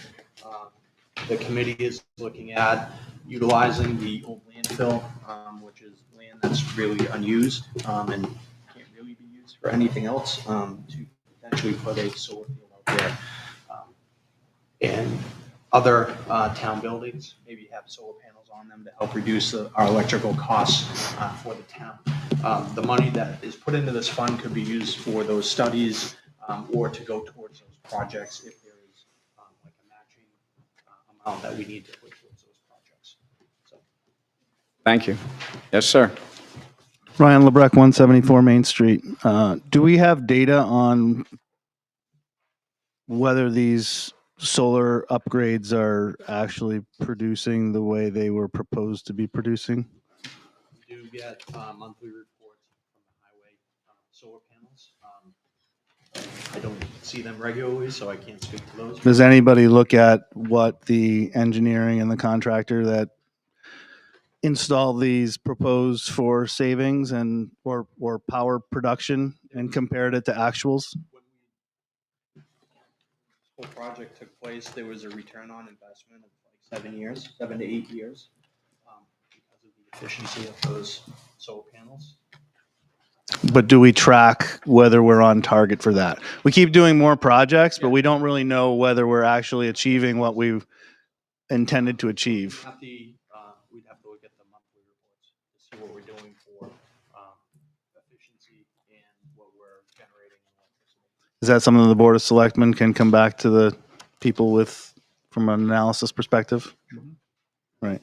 The other question I have is, have we looked at utilizing some of the funds in that to offset the cost of replacing the roof on the fire department as an energy upgrade to the building?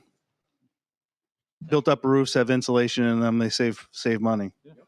So we have a leaking roof at the fire department. I went there recently and got a nice tour by the chief. Appreciate it. Was not aware it was leaking. Apparently it's been leaking for several years. We have no idea what it costs to replace. We're working on it.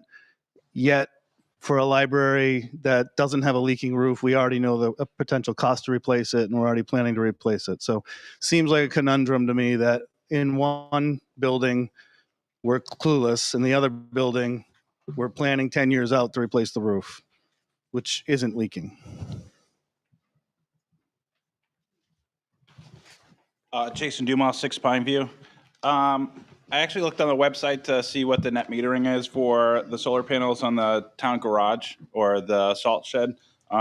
There's nothing there. There's nothing really populating as far as how much energy or money that we're saving as far as the energy committee. So I'm really interested in how much we're spending and at what cost. And I understand like they'll lessen our footprint. What I don't agree with though is I watched the presentation for the solar panels for the landfill, if you will.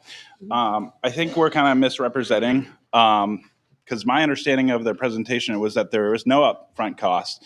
And in fact, the solar company, forget the name, was actually going to pay us $6,000 a month for several years.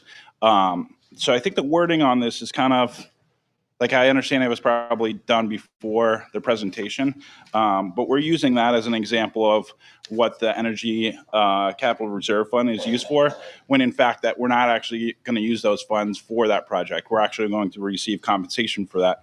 And another thought that I had, that money that we're using or we're going to receive, I understand that it's going to go in through the general fund, but what I'd like to see the board do is use the proceeds, or at least a portion of the proceeds from that plan, if it goes through, to fund the Energy Capital Reserve. So, Good idea. Kathy Slade, 124 Willard Way. I just want to make a point of clarification that the library roof is currently leaking.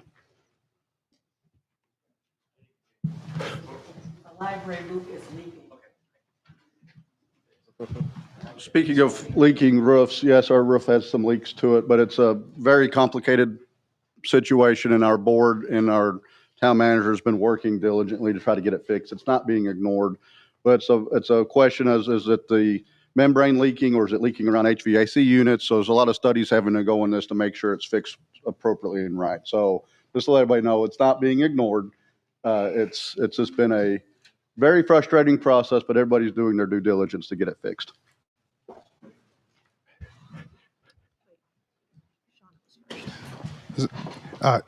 Nolan Pelletier, 24 North Ave. How long has the fire roof been leaking? Approximately years? Couple years? Can you speak to that? He should just be sitting up front. So this is the complicated part. Part of it was where the HVAC system penetrates the roof was leaking. Then that gets fixed, and then something else starts leaking, and that gets fixed.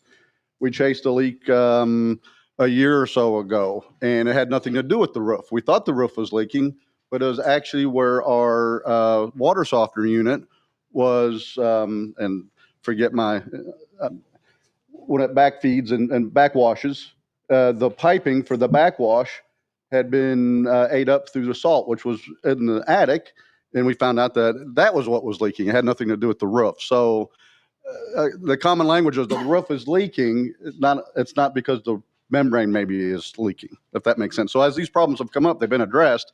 It's just you chase one thing and then something else happens. Okay. Can we move the question, moderator? He's at the mic. I'll let the gentleman finish.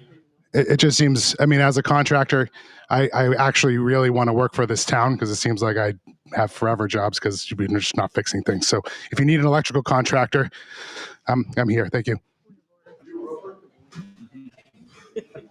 We had a motion to move the question. There was nobody except this gentleman at the mic. So I want to take a vote on the motion to move the question. We have a second. Second. I second. Ms. Knutson seconded it. What do we? We have a motion made and seconded to move the question. If you're in favor, raise your cards. Thank you. If you're opposed, raise your cards. Those in favor have it. So no one at the mic, no amendments. So that article, P2410, will appear on the ballot as written. I'd like to make a motion to restrict reconsideration on Article P-24-06, -07, -08, -09, and -10. Second. The second by Ms. Knutson. She beat you, Jay. All right. So we have a motion to restrict reconsideration on P24, 6, 7, 8, 9, and 10. All in favor, raise your cards. You may put them down. All opposed, raise your cards. Those in favor, passed. Moving on.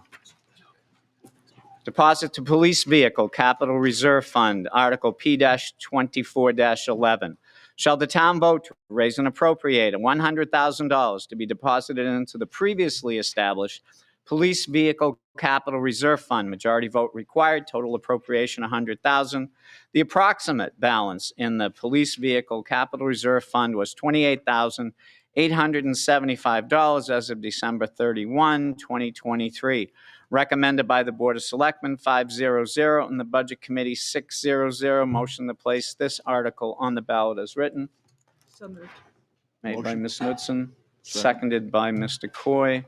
Mr. Gifford, you're going to speak to this article, I believe. Yep. Well, basically, we've got 28,000 in a budget, and this allows us to timely put more money into it. So when the police vehicles need to be replaced, we'll have the money there to replace them. I know that since I've been here on the board, we replaced 2 vehicles out of the ARPA fund, so that didn't even come from any of the money that is in this. So we did save the town quite a bit of money on that.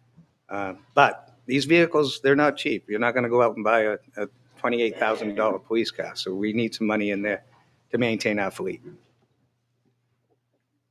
Thank you, Mr. Britton. I see no one at the mic, so Article P-24-11 will appear. Julie Lebrecq, 174 Main Street. I understand the idea of putting the money away, but sometimes we just have to look at it. Like last year, we needed a new ladder truck and we put it to vote to say, hey, do we really need this? And I just wish instead of always just putting more and more money away, we would leave it a little more to the people to say, this is what we need this year. Please vote it in. And that's all I have to say. Thank you. That's what this warrant article is giving the voters the power to do, is to vote to put that money away or vote against it. But we don't have a need that we know of at this point, correct? We have a plan to replace vehicles. Once they hit 100,000 miles, we look to replace them. And it's not just the miles that we look at, it's the runtime of those engines. We bought 2 new vehicles, 2 years ago? They already have 40,000 miles on them. So they are being used in, once you hit 100,000 miles, things start to go wrong. You start to maintain them. You start to dump money into them. That's probably, costing you more than just replacing the vehicle and bringing it in. We can repurpose those vehicles, which we are doing. Even though they're not in service for the streets, we can repurpose them throughout the town if we need to. No one at the mic. P-24-11 will appear on the ballot as written. Next article, Public Safety Commission, Communication and Information Technology Capital Reserve Fund. Article P-24-12. Shall the town vote to establish a Public Safety Communication and Information Technology Capital Reserve Fund under the provisions of RSA 35:1 for the purpose of providing funding for all dispatch consoles, computer servers, radios, radio tower transmitters, receivers, and all other hardware and software required for public safety officials to safely and successfully do their jobs, and furthermore to fund all computer hardware and software necessary to log all public safety transactions involved with any and all public safety matters, and to raise and appropriate the sum of $39,600 to be placed in the fund. The sum to come from the unassigned fund balance. Further, to name the Board of Selectmen as agents to expend from said fund. Total appropriation, $39,600. Withdrawn from the general fund, unassigned fund balance, $39,600. No amount to be raised by 2024 taxation, 0. Recommended by the Board of Selectmen, 500. The Budget Committee, 600. Motion to place this article on the ballot as written. Second. Motion made and seconded. Mr. Britton, I believe you're going to speak to this? Yes. The intent of the Capital Reserve Fund is to maintain the public safety communication and information technology system. The timely deposits into the fund allow the orderly communication and information equipment using the Capital Reserve Funds. which helps level the yearly tax impact. The fund is invested in an interest-bearing account, and funds can only be withdrawn by the majority vote of the selectmen. Basically, ladies and gentlemen, it's just trying to keep up with technology. As equipment needs to be replaced and technology needs to be updated, that's what this fund is for. Thank you. Yes, ma'am. Shauna Manthorn, 10 Middle Road. I'd like to make a motion to restrict reconsideration of Article P-24-11. I let the last person bring that up in the middle of a debate on a warrant article to let it go, but can you hold that till we're done this article? Sure. And then you can bring it up. Thank you. Speak on this Article 12. Yes, sir. Jason Dumas, 6 Pine View. Came to the board back in December regarding Atkinson. Could you just let us know what the end result as far as the Atkinson contract was? We have a signed 5-year contract where the first year, I believe, is 15% higher. And then we have, I think it's 10.8% increase in the amount of money that they are paying us for the following 4 years. So as far as dollars? Don't hold me to it, but I want to say it's 67,000 year one and then 10% after that. So it's significantly more. So my when I came to the board, I really brought to mind that this is a multi-million-dollar infrastructure, and we're pretty much providing Atkinson at a very reduced cost those technologies, right? I understand that they're not using our software or their computers or radios, but they're using our infrastructure, right? They're using the radio towers, they're using the dispatch center, right? And I'm glad to see that there's an increase, but we're pretty much putting 60% of that into a capital reserve fund. That contract should have been much higher, in my opinion.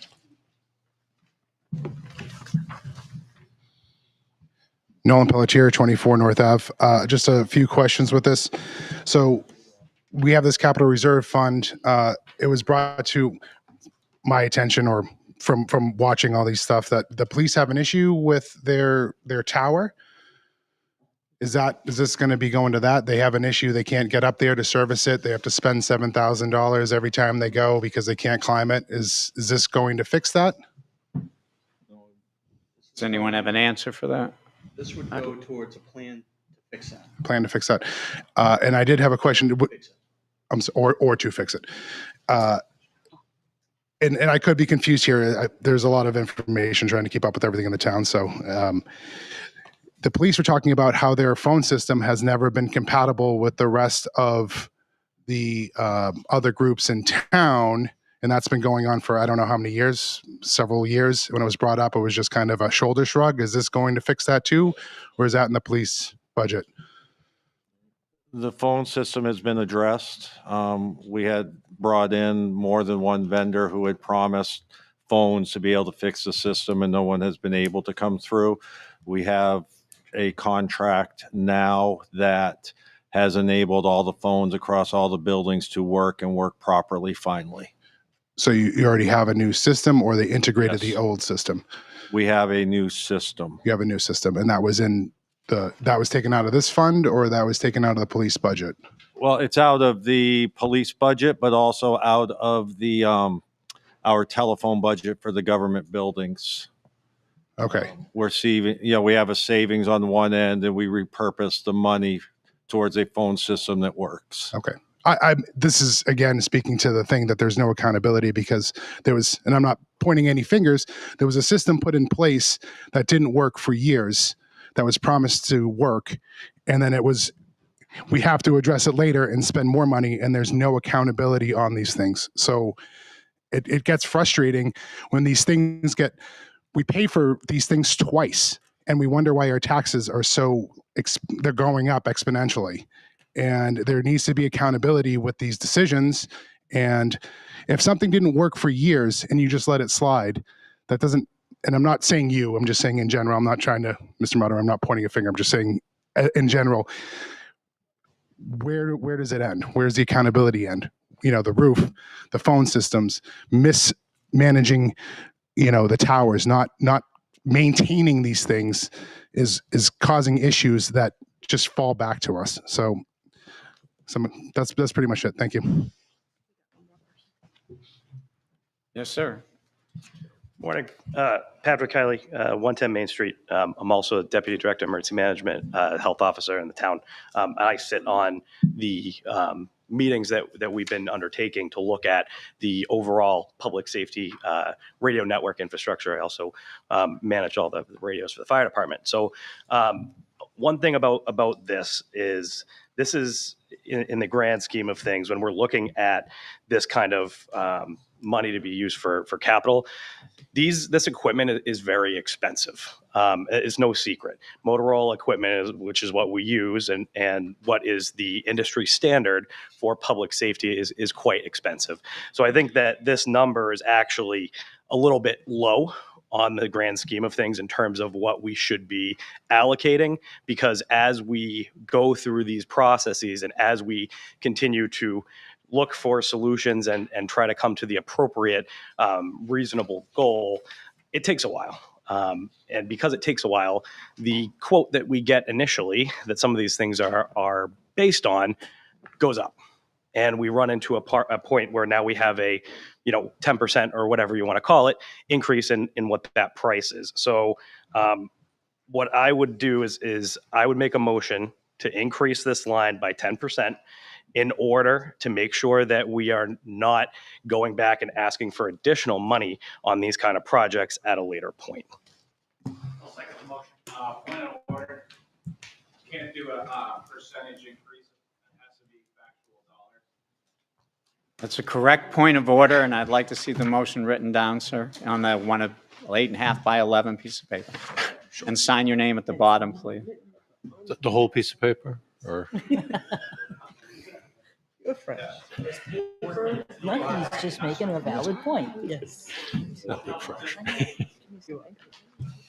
Can you take one of the blank 8.5 by 11 pieces of paper and write your motion on it, please, with the dollar amount? Jason Dumas, 6 Pine View. I just have a clarification as far as the explanation on the warrant article. Just want to make sure that we're not going to have any issues as far as being able to expend the funds, because it says the orderly replacement of communication and information technology system. Can we add maintenance so that it's not limiting us to just replacing and allows us to include it in repairs, if you will? Now, I understand it's an explanation. I just want to make sure that there's no issue as far as being able to use those funds. We have a motion on the floor, but I'd like to have someone address you, because this is a capital reserve fund. It's not a maintenance fund. It's a capital reserve fund. Mr. Colby, am I correct that as a capital reserve fund, maintenance doesn't fall under the capital reserve? That would be correct. That's why it doesn't say maintenance. So with that being said, if there is an issue with the tower, the radio towers, any of them, we would only be able to use those funds to replace the tower. We wouldn't be able to use those funds to repair the tower. Correct. Is that correct? I would say that. So in what warrant article, if you will, with the capital reserve fund, right? How can we use a capital reserve fund or a similar and alike to use it for repair and replacement? Is there an opportunity for, or is there another legal way that we can still have a capital reserve to be used for repair and maintenance? Not a cap reserve fund. It would be an expendable trust fund, a different RSA within the law. So can you just help me understand? So the difference between expendable trust fund and a capital reserve is we're able to use both for maintenance and for repair, or you'd have to have one and the other? Correct. A capital is for capital items. The expendable trust fund would be for maintenance, repairs, and other non-capital items. Okay. We have a motion on the floor and seconded. The motion is to amend the total appropriation from $39,600 to increase it by $39,600, no, $3,960. So the total appropriation would now read $43,560. Could the second give your name again for the record? Derek Travers, 31 Sunrise Towers. To speak to the motion of increasing that amount by the $3,960. Mr. Moderator, can I go back to a point that was made? Now, I'd like to Mr. get this Coach motion here? since it was on the Okay, floor, but no you can problem. stay at the mic or step back for a second once the motion is over. Motion to increase, as read. Actually, Mr. Moderator, if, Speak to the motion. Yeah, I'm speaking to the motion. In terms of this being a CIP item, and all the arguments I just heard with respect to being expensive and pricing things out. My question is, what you just said, was that passed on to the CIP committee? Because I don't remember, the numbers being in dispute. I mean, I think that would have been that would have been in the forum to discuss that. Sure.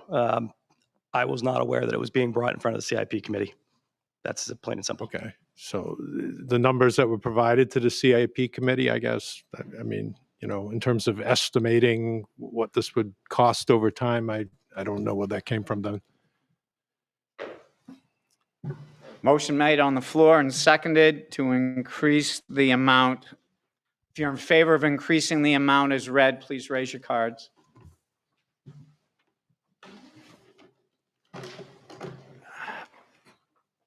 Thank you. You can put them down. If you're against increasing the amount, raise your cards. I think it's pretty close, so I'm going to ask for a count. Norm and Kathy, can you help again? If you are in favor of increasing the amount of the appropriation to be $43,560, please raise your cards. And hold them up until we tell you to take them down, please.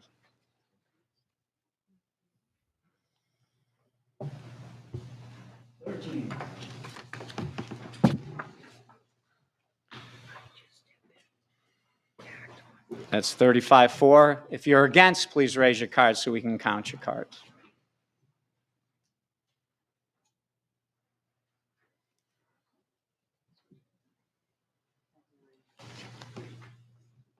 Thank you. 35-4, 21 against. So the motion on the floor, or the article now is as amended, is the total appropriation will read $43,560. The clerk is reminding me to remind you that raised the total appropriation. It did not change the withdrawal from the general fund amount. So I'm not sure if the maker wants to raise that amount too. Otherwise, it'll be a net new taxation.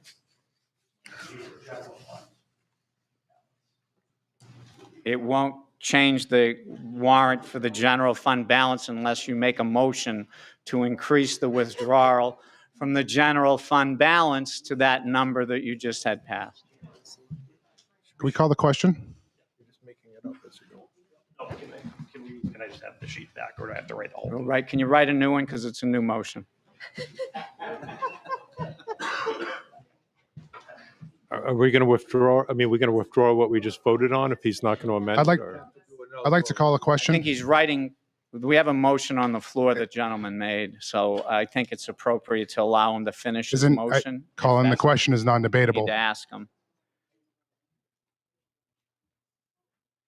What's his name? Maker of the motion. Mr. Kiley, are you writing that up to increase the general fund unassigned balance withdrawal to equal your $43,560? And do we have the same second?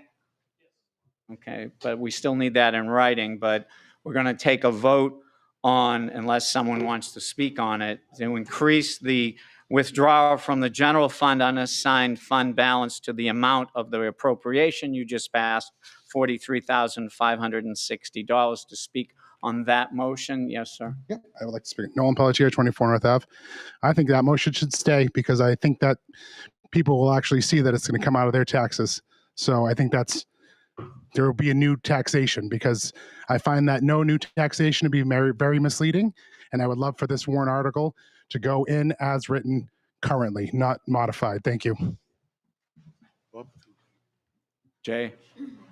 I'd just like to note that, the next, there is an existing fund that we're discontinuing, and we're moving those funds, it's on the next page, from that account into the general fund, and that's what this deposit is. It's the money from on the next page is another account that we're discontinuing, and we're putting those funds into the general fund. Okay, so the two And warrant. we're gonna take that money from the general fund, from that discontinued warrant article, and put it into the new warrant article. I know it's a little confusing, but that's where that money is coming from. We're not asking, we're taking from an existing reserve account and putting it into a new one. Right, so it's about 35,000 if you look at the next warrant article, they kind of go hand in hand.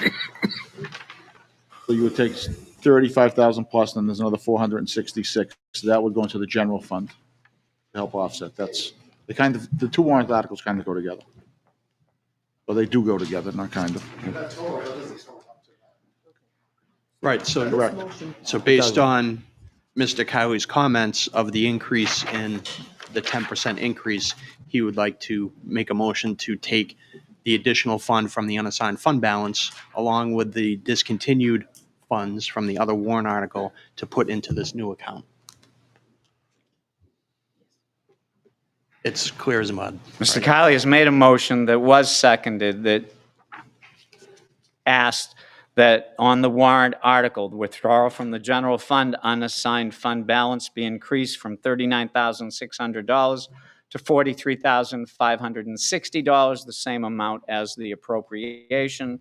So the bottom line would remain the same, no amount to be raised by 2024 taxation. So that's the motion. If you're in favor of the motion, please raise your cards. Thank you. If you're opposed to the motion, raise your cards. I believe the yeas have it. So now on the floor, we have two amendments that passed. Total appropriation of Article 12 is $43,560. Withdrawal from the general fund has been amended to $43,560. The net amount remains the same, no amount from new 2024 taxation. Any further discussion on the motion and the warrant as amended? Yes, sir. Ryan Lebrecq, 174 Main Street. I'm still confused with the 39,600 is supposed to be offset by Article P2413, correct? Mostly offset. Mostly offset, not totally. Mostly. So, okay. I thought it was supposed to No, offset just it mostly, fully. not all of it. Gotcha. Thank you. Mr. Moderator, just Yes, sir.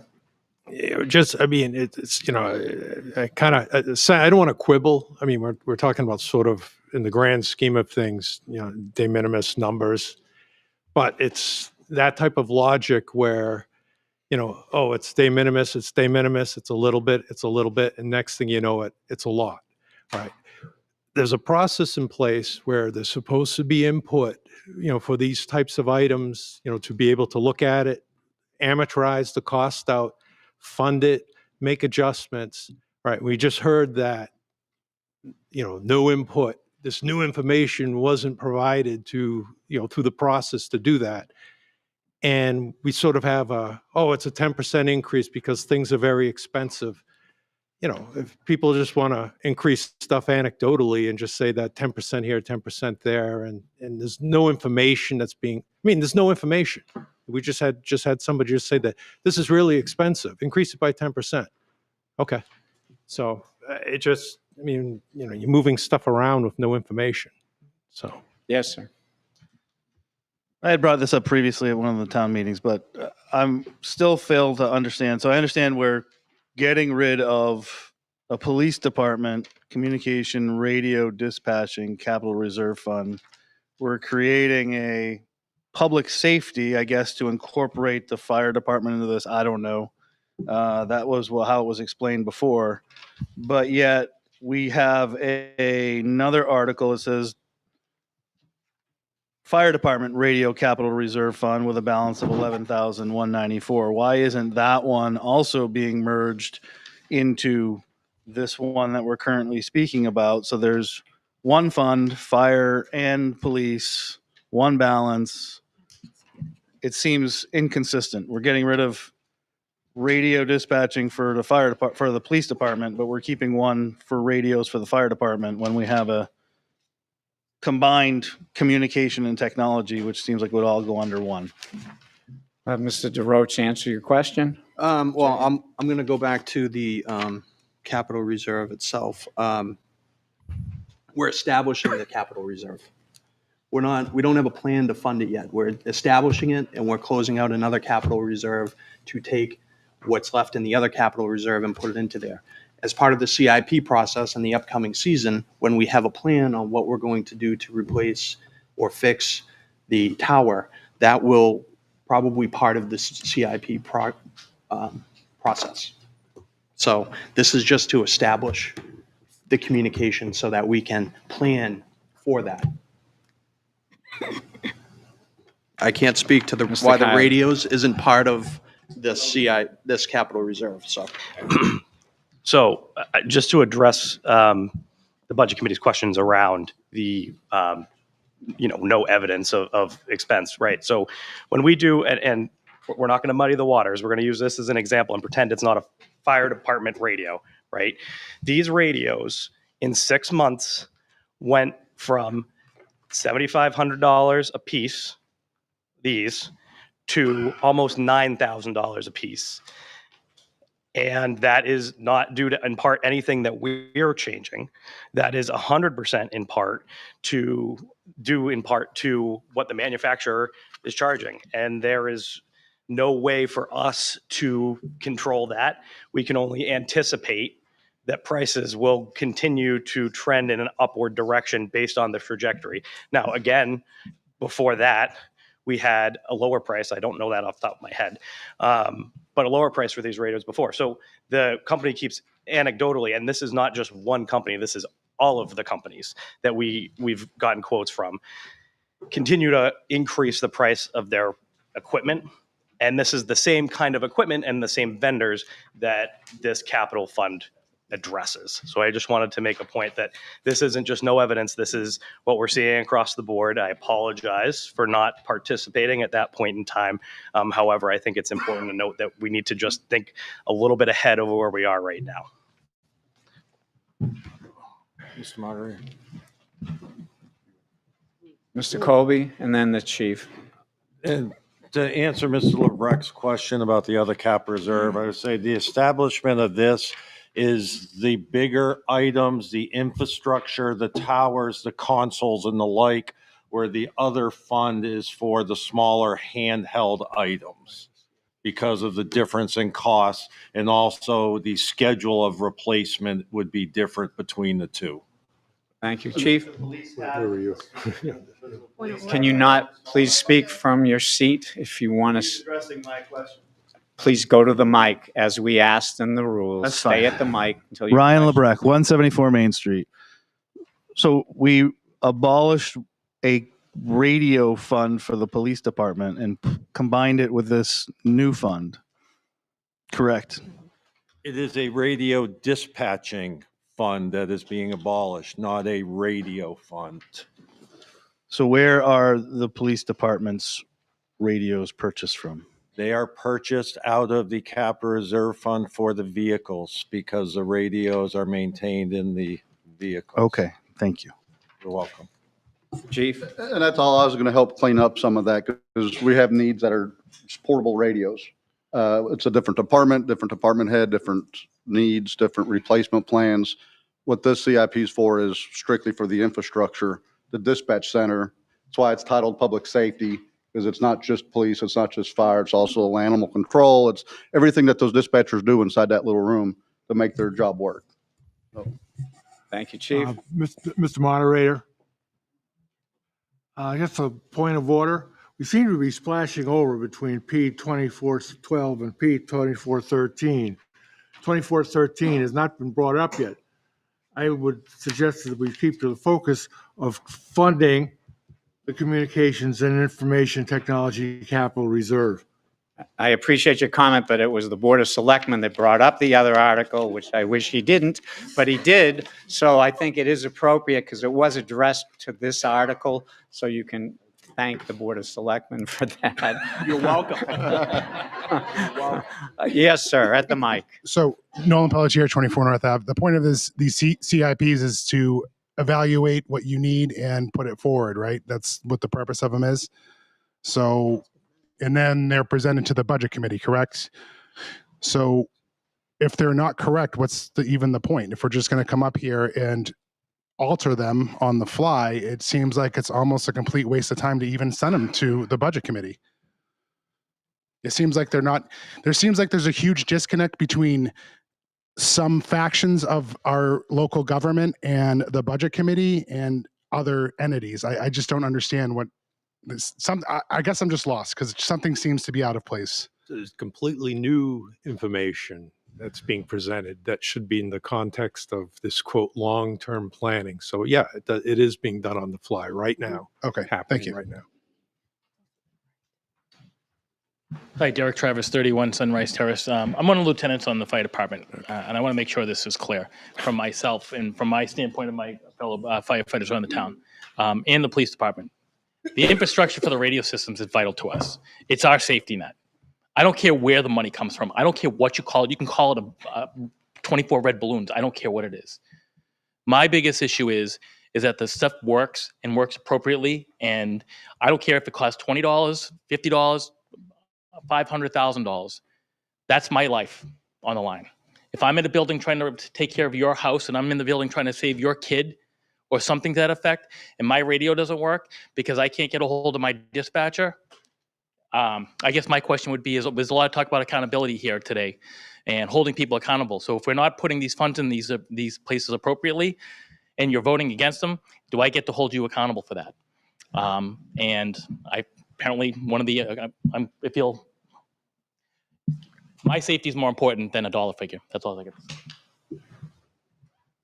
Can we show up to the Nolan Pelletier, 24 North Ave. I don't think we're equating your safety to a dollar figure. I think we're just saying that these things need to be done appropriately and not on the fly. If you need more money, then that should have been presented to the budget committee prior to that. It's not a question of we're not putting a dollar figure on. We're trying to be fiscally responsible.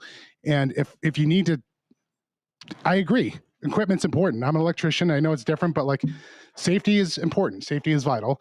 But you shouldn't be doing that on the fly. If safety is so important, we should be talking about it beforehand, planning accordingly, and putting forward appropriate numbers for us to work on. And if new information is being presented, it should be presented prior to today. Thank you. Mr. Moderator. Mr. DeRoche. I'd just like to say that that's what this meeting is all about, is to discuss and debate all of this, right? So if we had storm after storm after storm, we're going to plow through our sand and salt budget, right, in our plowing budget. So there have been times in the past at deliberative session that we've increased the bottom line of the operating budget by $60,000, $80,000, $100,000 to help with those things. The emergency management deputy is working towards this, and he's giving us information now to make a decision. Even to this point, it's coming out of the unassigned fund balance. It's not. Hold on, but the money that we're appropriating here is coming out of the unassigned fund balance. We're not asking for it to be raised and appropriated. It's coming from an existing account, and for whatever that difference is coming from the unassigned fund balance. I understand that. But I mean, we're talking apples and oranges here. You're talking about weather. You're talking about unforeseen issues.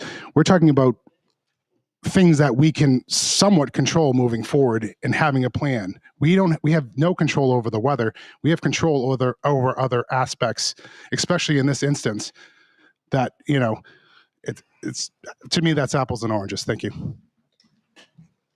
Derek Travis, 31 Sunrise Terrace. We're not talking about apples and oranges. We're talking about lives. And that's ultimately the game plan here. We're talking about a $4,000 increase. We're not talking about a $20,000, $100,000 increase. I'd like to make a motion to move the vote. We had a gentleman standing behind you. I was just going to do this. If there's no more amendments, I don't need to call the vote. So this article, as amended, will appear on the ballot as amended. Thank you. Mr. Moderator. Yes, ma'am. I would like to make a motion to restrict reconsideration of Article P2411 and P2412. I believe a lady that was, did she leave? No, Yeah. she's right there.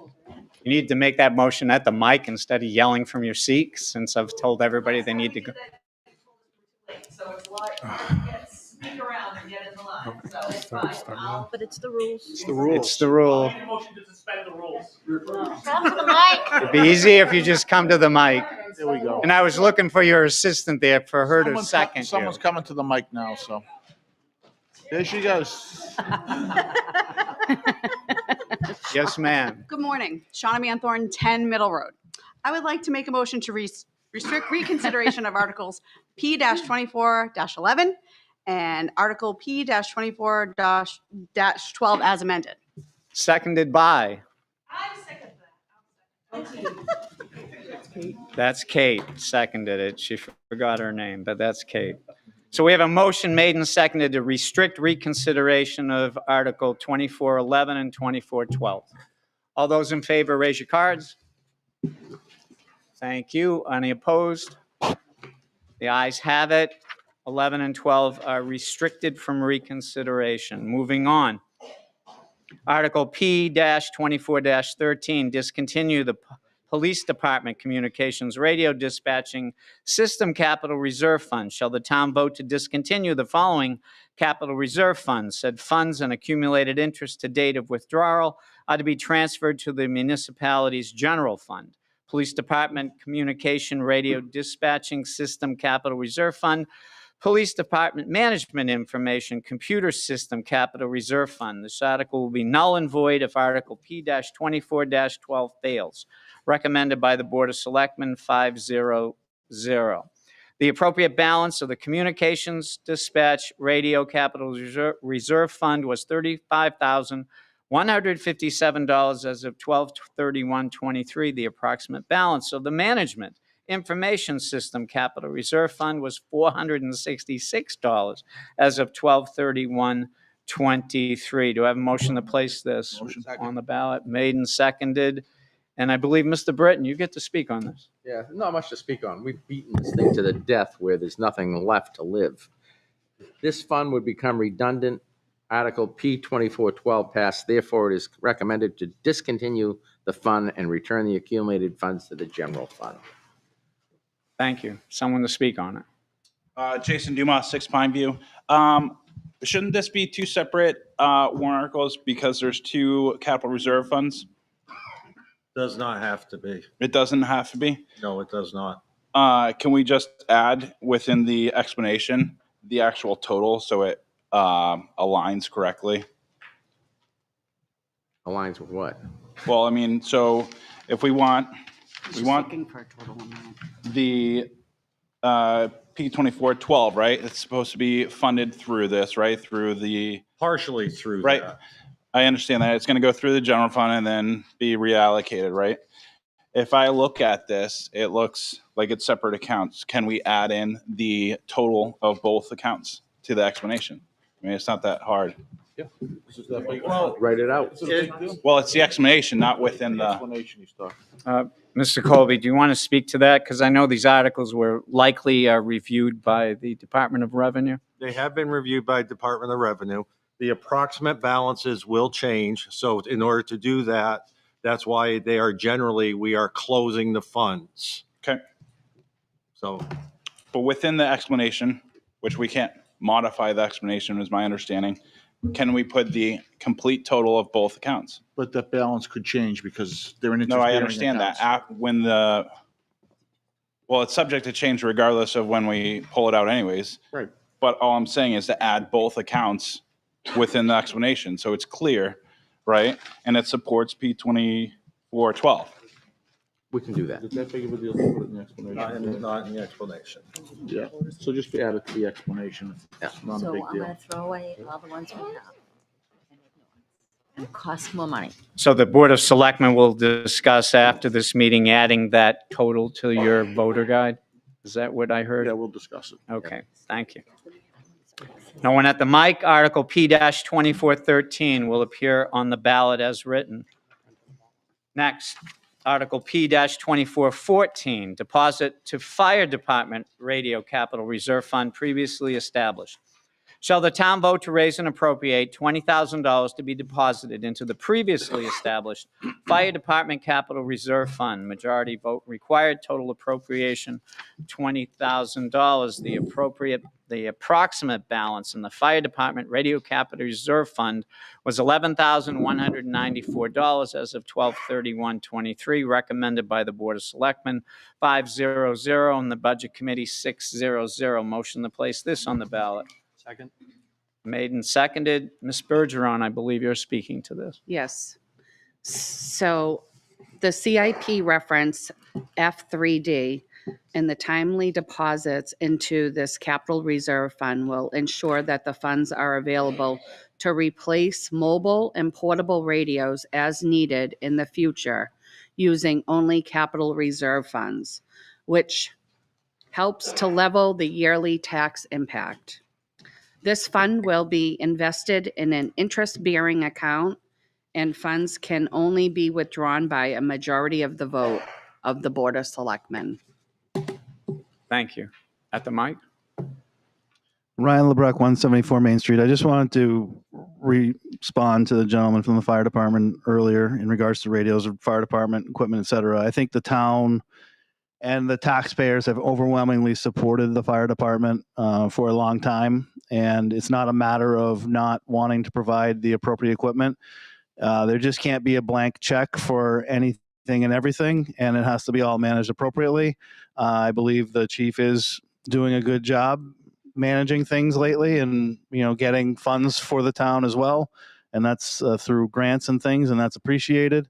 But I don't think there's anyone insinuating that the fire department and the firefighters themselves should not have the appropriate equipment to do their job appropriately, provided that it's managed well and taken care of and maintained and the like. So. Thank you. No one at the mic? So Article P-2414 will appear on the ballot as written. Moving on. Article P-24-15, Fire Department Equipment Capital Reserve Fund. Shall the town vote to establish a Fire Department Equipment Capital Reserve Fund under the provisions of RSA 35:1 for the purpose of purchasing equipment to provide firefighting services, rescue services, medical services, and ambulance services, and to raise and appropriate the sum of $30,000 to be deposited into this fund. Further, to name the Board of Selectmen as agents to expend from said fund. Majority vote required. Total appropriation $30,000. Recommended by the Board of Selectmen 500, the Budget Committee 600. Motion to put this on the ballot as written. Motion. Have it made and seconded.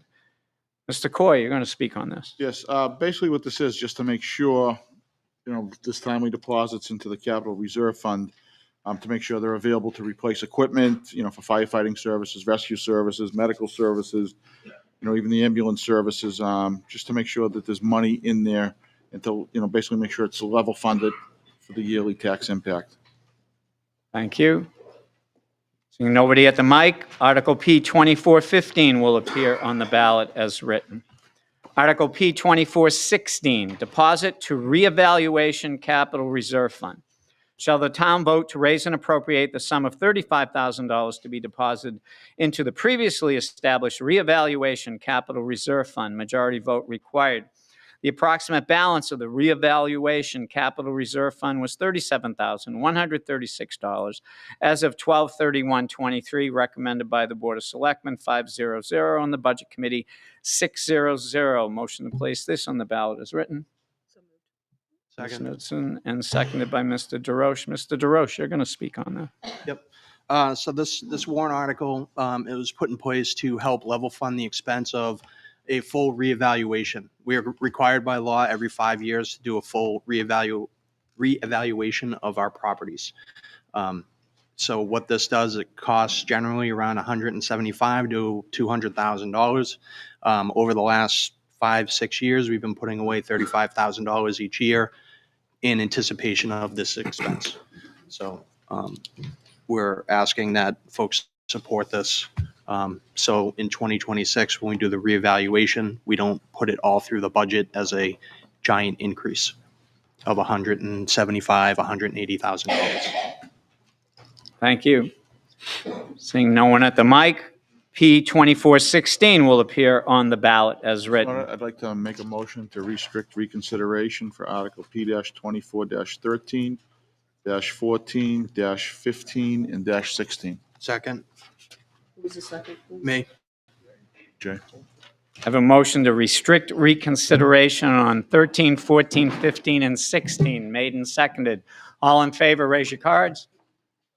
Thank you. All opposed, raise your cards. Those items will be restricted from reconsideration. The ayes have it.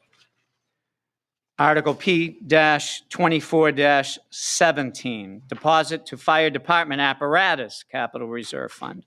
Shall the town vote to raise and appropriate the sum of $140,000 to be deposited into the previously established fire department apparatus capital reserve fund? Majority vote required. Total appropriations, $140,000. The approximate balance in fire department apparatus capital reserve fund was $208,578 as of 12/31/23, recommended by the Board of Selectmen 500. The Budget Committee 600. Motion to put this on the ballot. As written. Made and seconded. Mr. Gifford, I believe this is your article. Yeah, so we all know how this works. You build it up so that we have the money for the resources when we need them. This actually came to the Board of Selectmen at $250,000. So when you people think that we just rubber stamp everything, it isn't that way.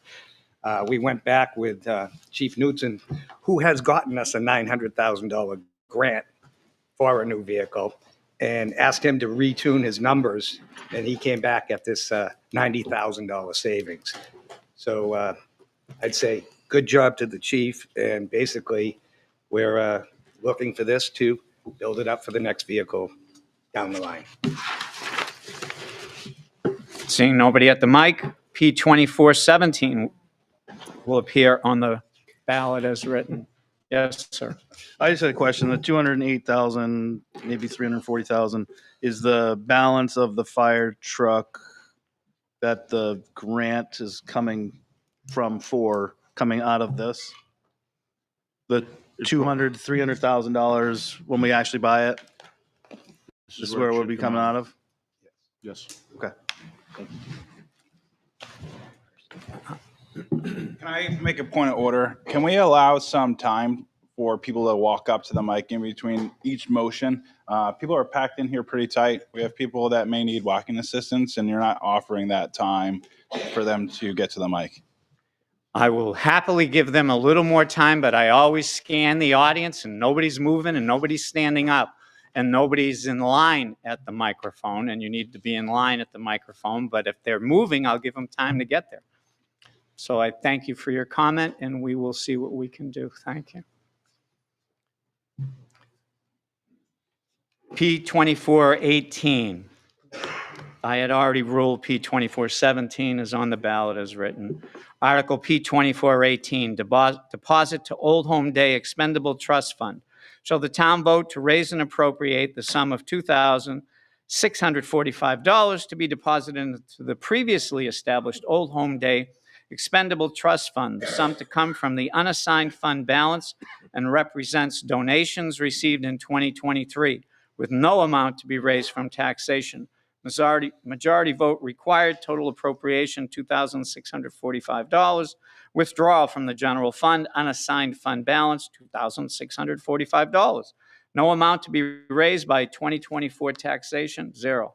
The approximate balance in the general fund unassigned fund balance was $2,501,459 as of 12/31/23. Recommended by the Board of Selectmen, 500, the Budget Committee, 600. Motion to place this on the ballot is written. And a second? I'll second it. Second by Ms. Bergeron. Mr. Britton, I believe you're going to speak to this article. Yeah, the article effectively just moves funds from the unassigned fund balance to the Old Home Day Expendable Trust Fund for the use of Old Home Day Committee in planning and running the 2024 Old Home Day event. Thank you. Yes, sir. Ryan LeBrecq, 174 Main Street. So, from what I understand, we've either doubled or tripled the budget for Old Home Day this year because it's going to be a 3-day, whatever celebration. Have we looked at, it's frustrating to me, we have all these little towns all around us and everyone mirrors what every other town does and every other town has an Old Home Day. Have we ever looked at partnering with other towns and having a rotating Old Home Day to have a larger shindig that's combined? 1 year it's here, 1 year it's in Atkinson, 1 year it's Kingston, whatever it is. That way you have some combined resources and you can actually reduce the individual costs for each one of these events and increase community to incorporate outside of Plastow. To be honest, I don't know if it's ever been looked at. I'd Ms. like to Bergeron? I feel Old Home Day is all about your community, your own personal town. We go out there and we all see our local faces. If we're alternating and doing this and having other towns be brought in, we won't have enough of the manpower and the space in our town to do that. I mean, if you look at Kingston, they have a whole area that's set up and theirs are so much greater and bigger than what we have here. Going back to what you just said about the 3-day event, I think it was back, what was it, in the 80s, Norm, where they had the big 250th.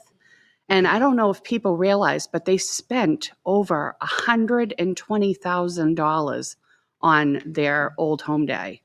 We have slashed that in half, and we're talking about 25 years later here.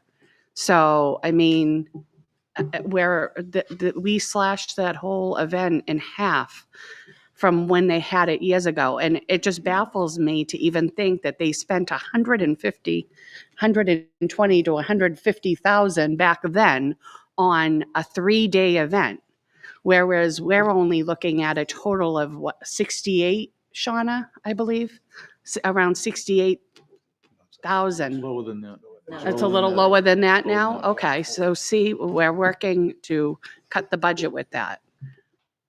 Just so, I'm going back to you, Brian, actually, because you were the one speaking on it. So, but I mean, if we start thinking about doing it with other towns, it just doesn't make any sense. And it doesn't bring back, like I said, the feel of Plastow.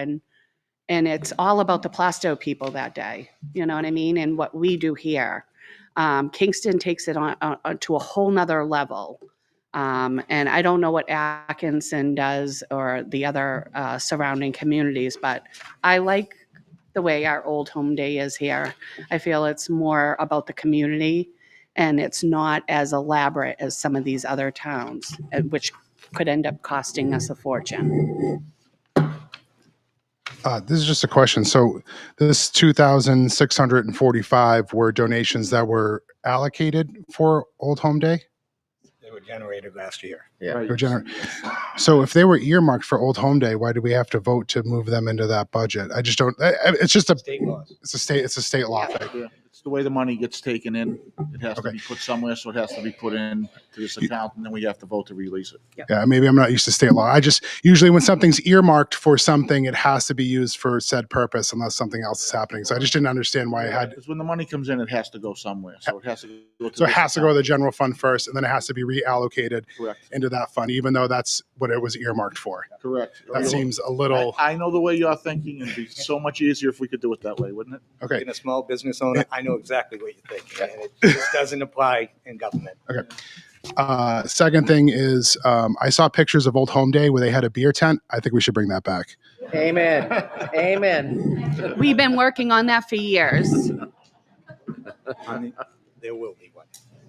Shauna Manthorn, 10 Middle Road. We have some quiet for the lady at the mic. Thank you.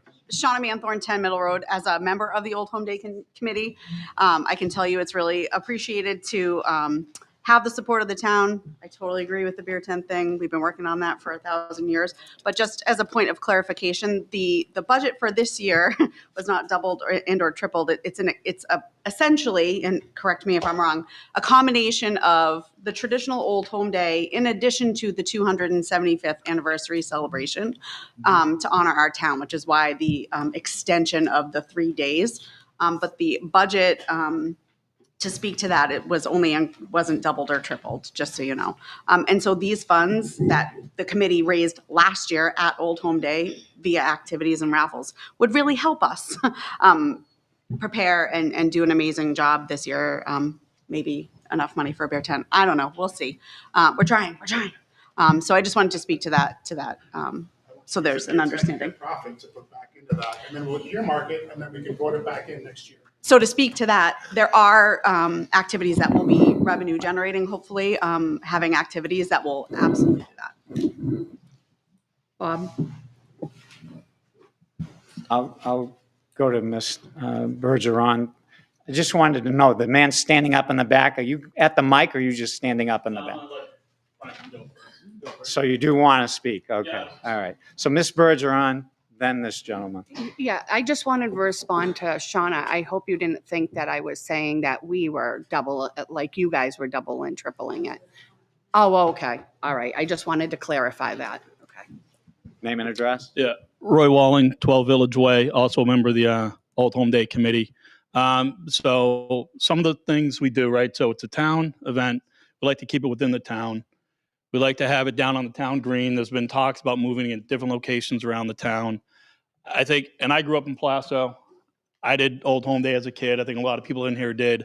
The big thing is you get on the town green, you know, the neighbors, the adults kind of see people that they haven't seen in months or a year. The kids get to hang out with their friends. It's just a kind of a camaraderie. I'm not going to thank you. Camaraderie, you know, for the town. Everyone just kind of get together, right? One thing to keep in mind is, as the Old Home Day Committee and the Board of Selectmen, we look to do and make sure that everyone who attends, everyone gets to have the same kind of fun. So most of the events are free, right? We have face painting, we do caricatures, we have racetrack coming in. So that way, you know, there's no money, right? The kids can just be kind of let go on the town green, have a blast, have a great day. Parents don't have to save money. They don't have to worry about paying for it. So that's where some of this stuff is coming from. And as we've seen with the budgets, costs go up. We have a lot of great people that show up every year and they volunteer their time. A lot of the face painters, right? I have 2 daughters, first ones in line to get their face painted, right? So they just have a blast doing that type of thing.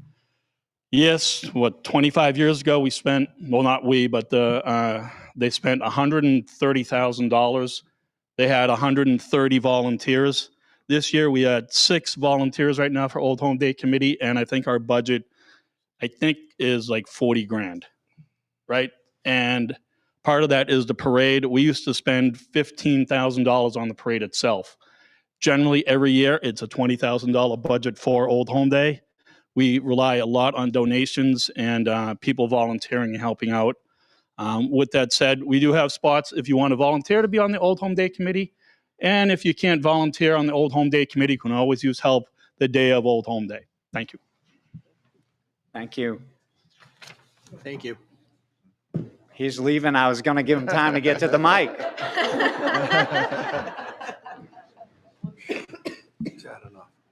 Dylan Pelletier, 24 North Ave. Point of clarifications. We already did, like, I know it's free, but it's not no cost. We did pay for it. Yeah.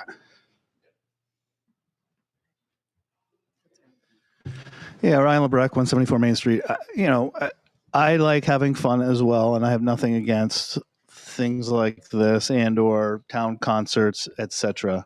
But as Nolan suggested, I mean, we're all paying for it through our taxes, and it's seems it's unfortunate, I guess, that like Old Home Day, they can only attract 6 people to volunteer for it, and if things aren't, there have to be more things to attract people to it, and some of those things could be revenue generating, and if they're revenue generating, they could offset the costs of it, and then taxpayers don't have to pay for it.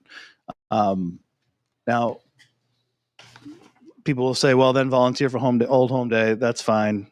I've been to one. I'm usually not here. It's on a holiday weekend, and I'm away every year, and so it's not something that I go to on a regular basis. And for that reason, I'm not even available to do that. But there are things that can be done. One of the concert series, they had a car show. It only happened once that I'm aware of.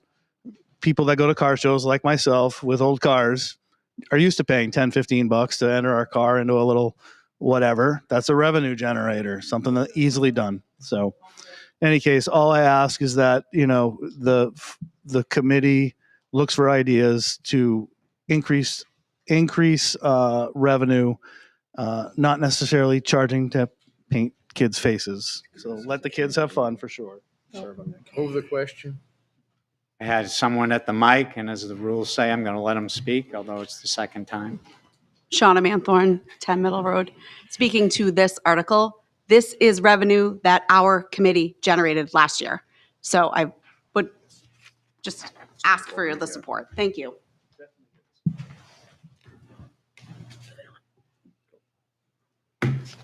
I'm waiting to see if anybody's coming to the mic. I don't see anybody coming to the mic, nobody jumping up. So I'm going to say that P 2418 will appear on the ballot as written. Thank you.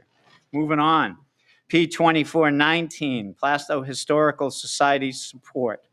Shall the town vote to raise and appropriate the sum of $8,036 to support the operation of the Historical Society? Recommended by the Board of Selectmen 400, the Budget Committee 700. Motion to put this on the ballot as written. Motion. It's made. Second. Made and seconded. How about giving this to Jonathan this time? Mr. Gifford. And Mr. Gifford, you get to speak on this. So traditionally, the Historic Society has been funded by the returns from some of Old Home Day. That's no longer the processes. And they lost a member who moved out of the state, Jim Peck, who did a lot of generating funds from donations. The Historical Society has a new person in charge, Erica. She's doing an awesome job. We're starting to get schools involved in it, scouts involved in it. It's a way to keep this, it's our history. And basically, for a cup of coffee for each voter, you paid to keep our Historical Society open. I don't think it's a big tab. I know everybody wants to look at the smaller numbers too, but to keep it up in an operating position, that's where we're at. Ryan LeBrecq, 174 Main Street. I don't have any issue with the Historical Society. I just have a question in regards to, in the past, I think the town had voted to support other nonprofits. I believe, is there an RSA against town funds being used to support charitable interests? I thought I read that somewhere. Again, I don't have any particular issue with Plastow Historical Society, but is this considered a charitable, because they're not a town entity, is this considered a charitable donation by the town to the Historical Society? I don't have an answer to that, but I think our town manager has said he doesn't believe it's against the RSAs. I know we've had other articles on to support the youth centers and things like that. Right, we do. Yes, ma'am. Hi, I'm Erica Lemire, Lemire, 26 Smith Corner Road. I am the president of the Historical Society. As John said in the past, our funding came from the vendors at Old Home Day. That is no longer the process since 2020. We have 4 active members at the Historical Society currently. I'm hoping this is a one-time that we have to come to the town and ask for some help keeping us afloat. We are trying to make some inroads of trying to raise some funds on our own, some fundraising activities, and hopefully we're hoping that by bringing awareness to us that people will join as membership and just support us outside of the tax impact. I said we are looking for very low dollars. We are a 503c charity because if you donated grandma's quilt or a piece of furniture that was significant to the town, we couldn't give you a tax receipt if we were part of the town. So that is why we want to maintain that status. Again, we have small operating budget. We are trying to get involved with the schools again. We are trying to get out in the community and engage with the community more. We have software. If you go onto our website, you'll see our Past Perfect software where you can see our archives. We're making great strides in getting all of our collections online so you can see things online. We've been doing more programming. So all these things cost money, and we're trying to keep it as low as possible. And again, I'm hoping by bringing awareness and just having that little bit of a push to keep us going in the for this year, next year we won't have to come back and ask for help. Thank you. Thank you, Erica. Nolan Pelletier, 24 North Ave. In a shocking turn of events, I would like to speak for this. And I know. Surprise. Wait a minute. He was you were getting me nervous. I'm like, Wait a minute. Hell I- froze over. It's like he's finally I think the Historical Society is actually a really good entity to have in town, and I think they're doing a great job keeping our history alive. So thank you. I'd like to just speak. I just want to thank Erica. I ride by there, and I know a lot of stuff that you guys have been doing lately from when we had the trick or treat on the green. You guys had an awesome table set up. You're more active and involved in the community, and I hope everybody supports this. Thank you for your hard work.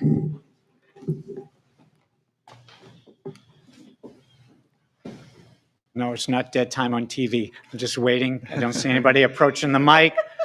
So Article P-2419 will appear on the ballot as written. I'd like to make a motion to restrict reconsideration for Article P-24-17, 18, and 19. Second. We have a motion made and seconded to restrict reconsideration of 17, 18, and 19. Yes. No discussion. All in favor, please raise your cards. Thank you. All opposed? Motion passes. Thank you. Moving on. Article P-2420, Expendable Trust Fund Transportation Program.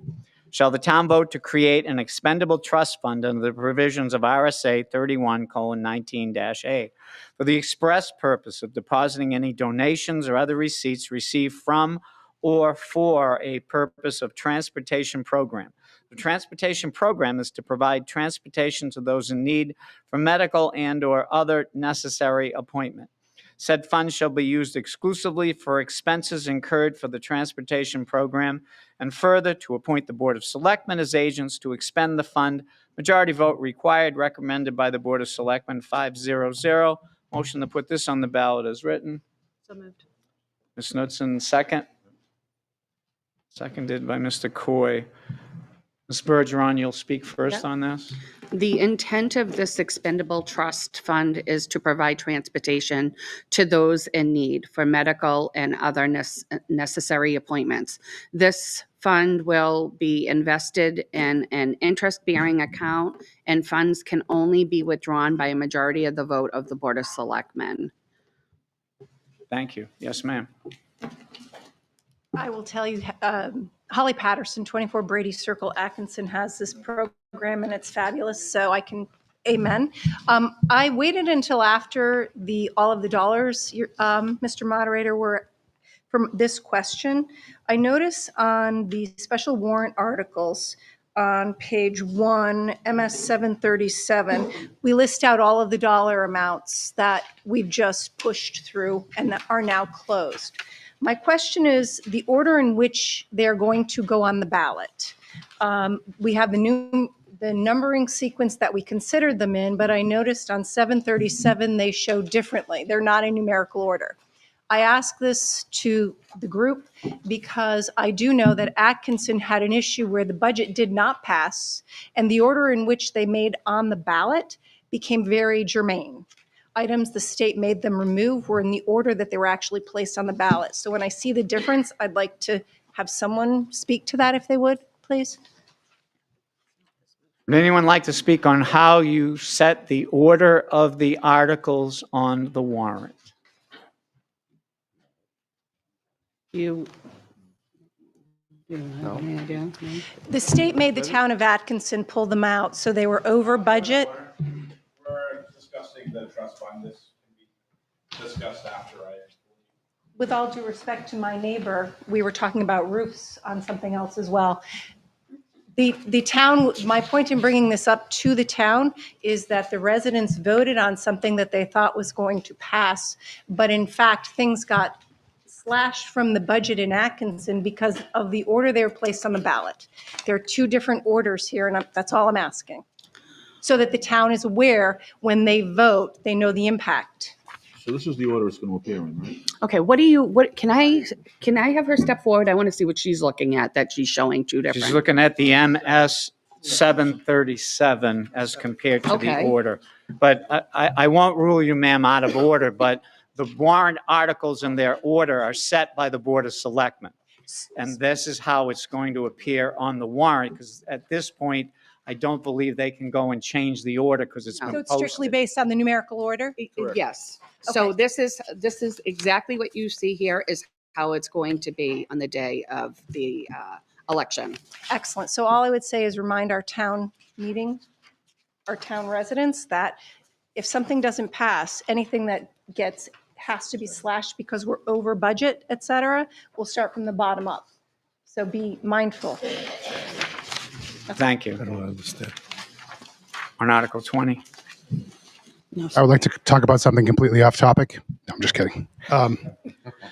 So I understand the purpose of this is to create a fund to have this available for transportation. But what is that going to look like? We're just creating a fund. There's been no structure on how this is going to be utilized. What the logistics of this is it going to be the town ambulance that's delivering people? Are we going to be paying Uber? How is this structured? Ms. Bergeron will answer that. So I know with the transportation, this is something we've been looking at for a long time, especially for our seniors in the town. We have a great number of seniors that don't drive and need to get to appointments. I know that there's been talk about people making donations, and I believe the Lions was working on something, and this will help establish that so that the donations can go into this account to establish a transportation for down the road. So it's just creating a fund. There's been no plans of logistics. Right There's now, nothing yes, else. this is just The opportunity to receive funds from donations. Yep. So we can build it and then move it as it goes forward. Okay, to go back to my earlier question, you can receive donations and they can go into that fund. Because they're earmarked for that fund. For this one, it's going to have to be for this fund only, right? And if we're doing donations, don't we, as a Board of Selectmen, Because we you just, usually have to I'm sorry, approve it. the donations that are going to be made into this fund will go help support the transportation program for those in need, seniors that need to get to appointments. It will help with expenses on maintaining the vehicles, purchase of the vehicles, paying the potential drivers. The plan is still in process. Yeah. But this is a mechanism for us to be able to get outside donations like vehicles from outside organizations that might help or donate towards the program. So there's not a plan, it's just to do the fund. But my question was, because earlier there was donations made to the Old Home Day that we had to vote to put into that fund. So I just didn't know how, if someone's donating, it's going to go into the general fund, or that's different because this is a. If you were to come forward right now and say, I want to give $50 to the transportation program, it would be deposited in the general fund. Next town meeting, we would do another warrant article to take that 50 and put it into this established. This is just step one to establish the fund, to be able to have, no pun intended, the vehicle to put donations into it. But we will have to come back to the voters to formally move that money into the fund. Yeah, so that was my question. So like you will just have this fund. So if people are donating, that's going to go into the general fund. Then next time we have an issue or you're moving forward with this project, voters are then going to have to vote for the donations that were earmarked for this specific fund to move into the other fund. Yes. Welcome to government. Welcome to go. Thank you. Ryan LeBrecq, 174 Main Street. So you mentioned that the Lions are working on something. Like, why does the town need to be involved? The Lions are a nonprofit organization. If they want to accept a donation, they can accept a donation toward purchasing a vehicle. Lions at any charitable donation. Why does the town need to be involved? And is there a major donation that has been offered that has no place to go at this point, or? So similar to what's been done in Atkinson, there are multiple donors in Atkinson that give to a fund similar to this one that helps establish and fund their transportation program. So there needs to be, I don't know why we're not doing it through the Lions. This has always been a project through the town of Plastown to come establish a transportation program. This is 100. It's in our master plan as well, but this is probably the first step in trying to get that off of the ground. So how does this not become $100,000 to $200,000 line item in the budget in 5 years? Is my concern. It seems right now, hey, well, we're going to start this fund. We don't really have any donations. In order to get this thing off the ground, you need a vehicle. You need people. That's 100,000 plus probably for a year, maybe more than that. To even start. There are some organizations that have said they want to donate to this, Yes. but they need a place to put that donation as it comes in. If we don't have this, then we can't get the program started. Why can't the program be started by a nonprofit that's already existing in town? The Legion, the Lions, I can't partner with one of those. I can't speak to them, but I would imagine they don't want to oversee it. They're willing to donate the money to it to make it a viable program. Who will oversee it at the town? It would be the town. Fall under the town. So our staff will be, which I've been told is minimal, and we don't have enough staff to do the jobs we have now. Is going to have to run a transportation program as well. I just think it's not something we should get involved in. That's all. Are there other organizations, or, I know there's Meals on Wheels. Thankfully, I don't need any of these currently, so I don't know of them. But are there other organizations that provide transportation for seniors in the area Atkinson has it. besides Atkinson? Sure, Kingston probably does. Meals on Wheels offers a ride, TripLink. It's called TripLink through Meals on Wheels. So if there's people that want to donate, there's places for them to donate currently. They could donate to Atkinson. Maybe they could go to Atkinson and say, hey, we want to donate, but we want you to support Plastow as well. I don't know if Atkinson would want to do that. Atkinson. I just see this becoming another department. Their town. That's the problem I have with it. Charles Fowler, 311 Main Street. You said we couldn't pick anybody or say something about somebody. Okay, I'm not going to say anything about it, but my parents use an elderly service up in Belmont. Belmont has elderly service. Gilmington has elderly services. There's other towns in New Hampshire that has elderly services. This is what they're trying to do. So you're going to afford some elderly person who's not going to make it to an appointment because you don't want to accept this? That's what it sounds like to me. Since he addressed me, I have family members that have driven for these services myself. I'm not against providing rides to people. I just think there's other ways to do it than involving the towns and the taxpayers. Roy Walling, 12 Village Way. I am a member of the Plastow Lions Club. So a couple things. With there is Meals on Wheels. There is the district, whatever they do drive elderly. I believe they only do it like 2 days a week in this area. So like Tuesday, Thursday. So if you're a senior citizen and you have an appointment on Wednesday, you're going to have to go find someone else or another way of getting there. I know as a club, we've spoken with surrounding towns, including Atkinson, to see if there's a way we could partner with them. That did not work out. Atkinson they're looking to focus on their own town. They've got enough going on there. I think also with there's conversations, and one of the things too, we got a small town. There's not a whole lot of charitable organizations within this town. Not like, there's no Rotary Club, other organizations. For the Lions to run this, it's a heavy lift, right? I know we're partnering and we're looking to talk with dealerships and other organizations to see what can we do to help to get a vehicle in the town. So maybe we can find something, get a vehicle funded so the town doesn't have to, but we're gonna need help from the town. I know from a club point of view and also from the town, when we reach out to people, you're gonna need to have volunteers that are gonna be doing the driving. There's a lot of unanswered questions. Insurance, I don't know that's something that an organization like the Lions could really take. That's where we need town. So it's going to have to be a collaborative effort. I think we really need it.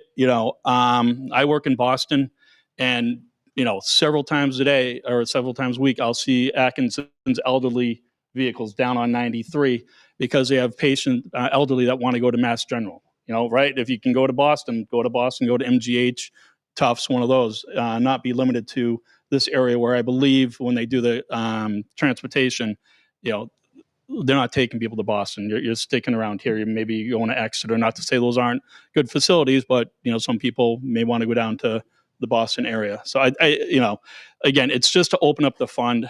I know there's people looking to donate. I think it's the first move, right? So if this isn't working out, and next year comes around, as a town, we could vote it down and not move the money or disband it or whatever. But I think just, the first step, this is what we have to do. And, that was it. Thank you.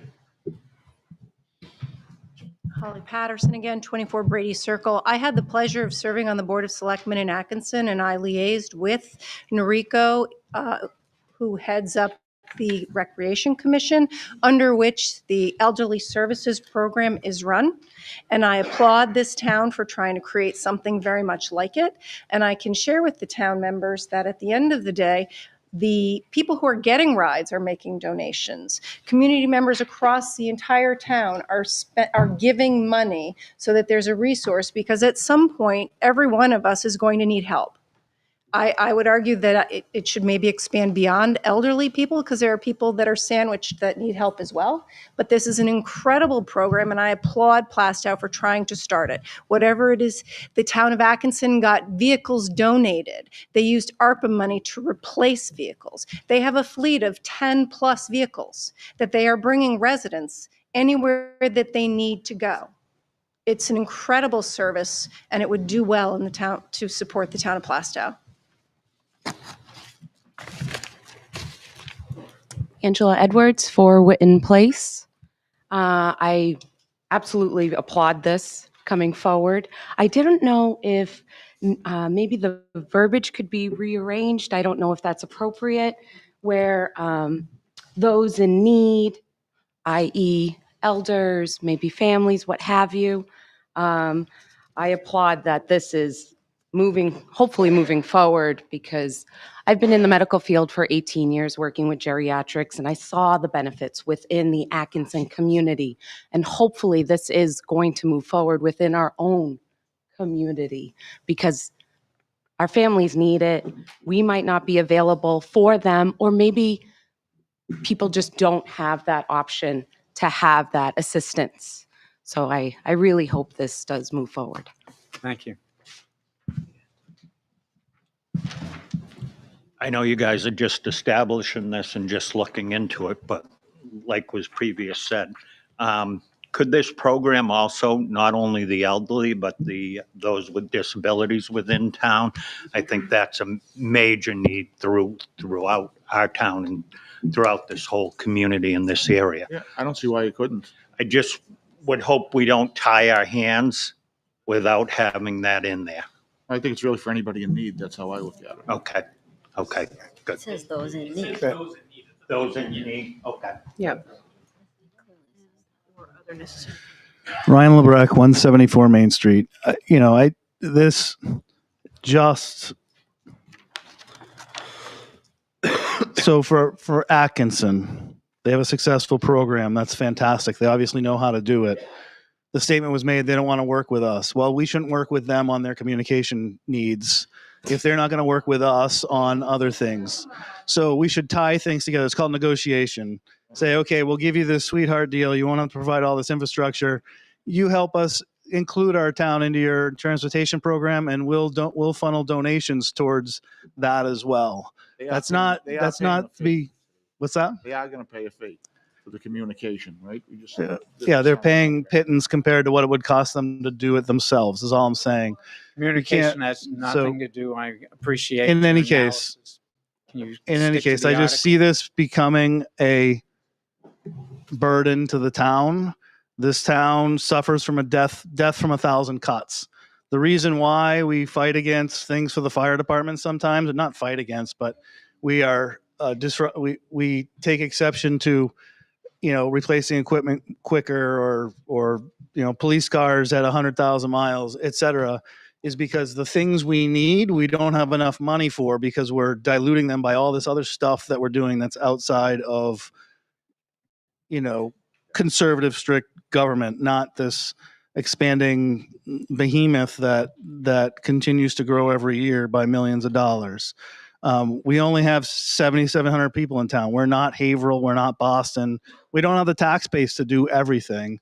And we absolutely need leaders in this town to partner with other towns to do things like this, whether it's the ambulance service potentially in the future, or to help those other towns and also offset the cost of our town, or a transportation program, which I don't not support. I just don't support every town doing their own thing and creating all this infrastructure to support their little town and blocking out everybody else and not working together and collaborating. Hi, Peter Bilo, 82 Sweet Hill Road. I'm not hearing any amendments. Can we move this motion, please? Don't see anybody at the mic. Wait a minute. No one approaching. P2420 will appear on the ballot as written. We have 2 articles left. The next is a conflict of interest ordinance, Article P-24-21. It's on the webpage. You have copies. It's printed in the warrant. I think you're getting a little tired of hearing me talk a lot, so I'm not going to read the whole article twice.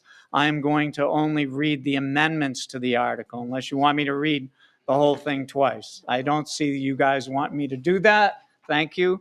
So the changes and amendments to 56-2 on election of conflict of interest committee. You go down to B.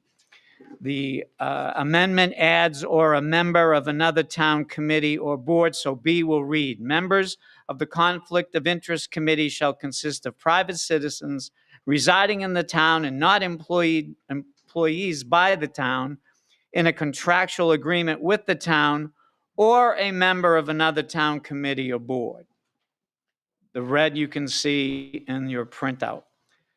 Number C is amended by adding and striking Addition is a town citizen shall not serve on the Conflict of Interest Committee if they have a family member who is currently serving on a town committee or board. That's an addition. Stricken, family members serving on town committee or board does not include a town citizen from being elected and serve on the Conflict of Interest Committee. So that article subsection C will now read, a town citizen shall not serve on the Conflict of Interest Committee if they have a family member who is currently serving on a town committee or board. Members of the Conflict of Interest will recuse themselves when a petition is filed involving a family member.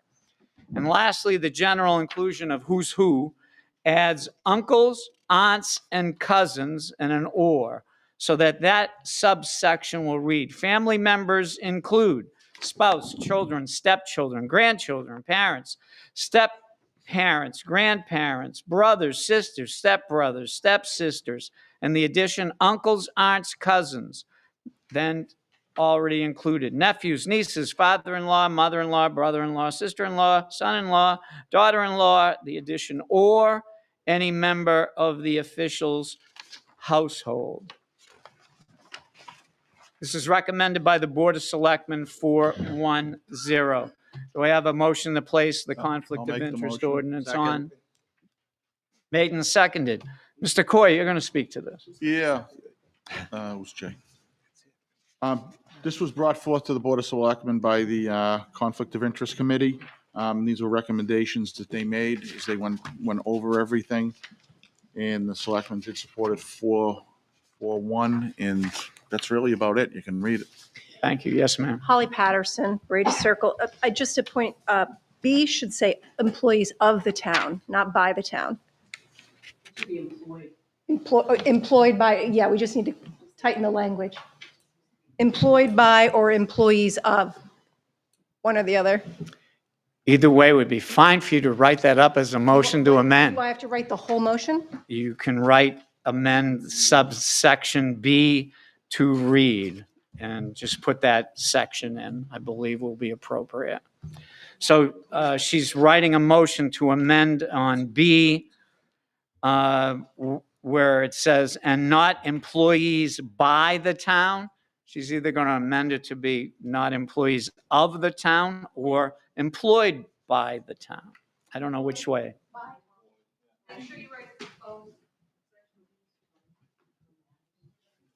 Speak to the amendment? Oh, no. Have to do the amendment first.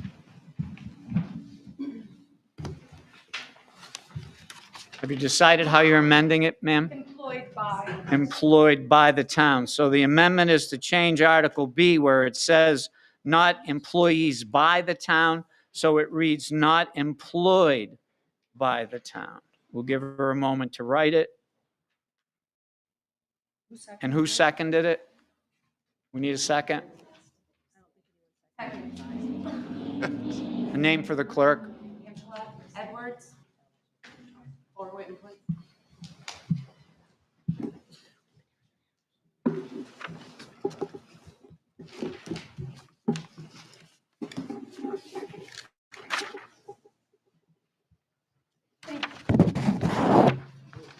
It's ugly.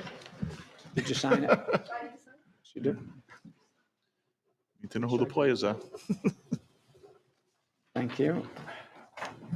So as I mentioned, the amendment is in subsection B, change employees by the town to employed by the town. That we had a motion made and seconded. Do you want to speak to your motion?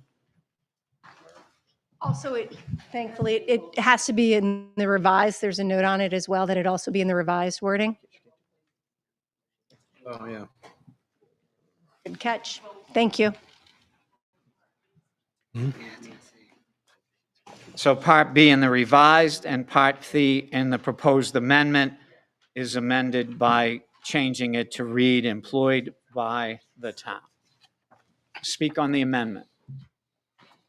No. Okay. Anybody want to speak on the amendment? No? Are all in favor? Raise your cards.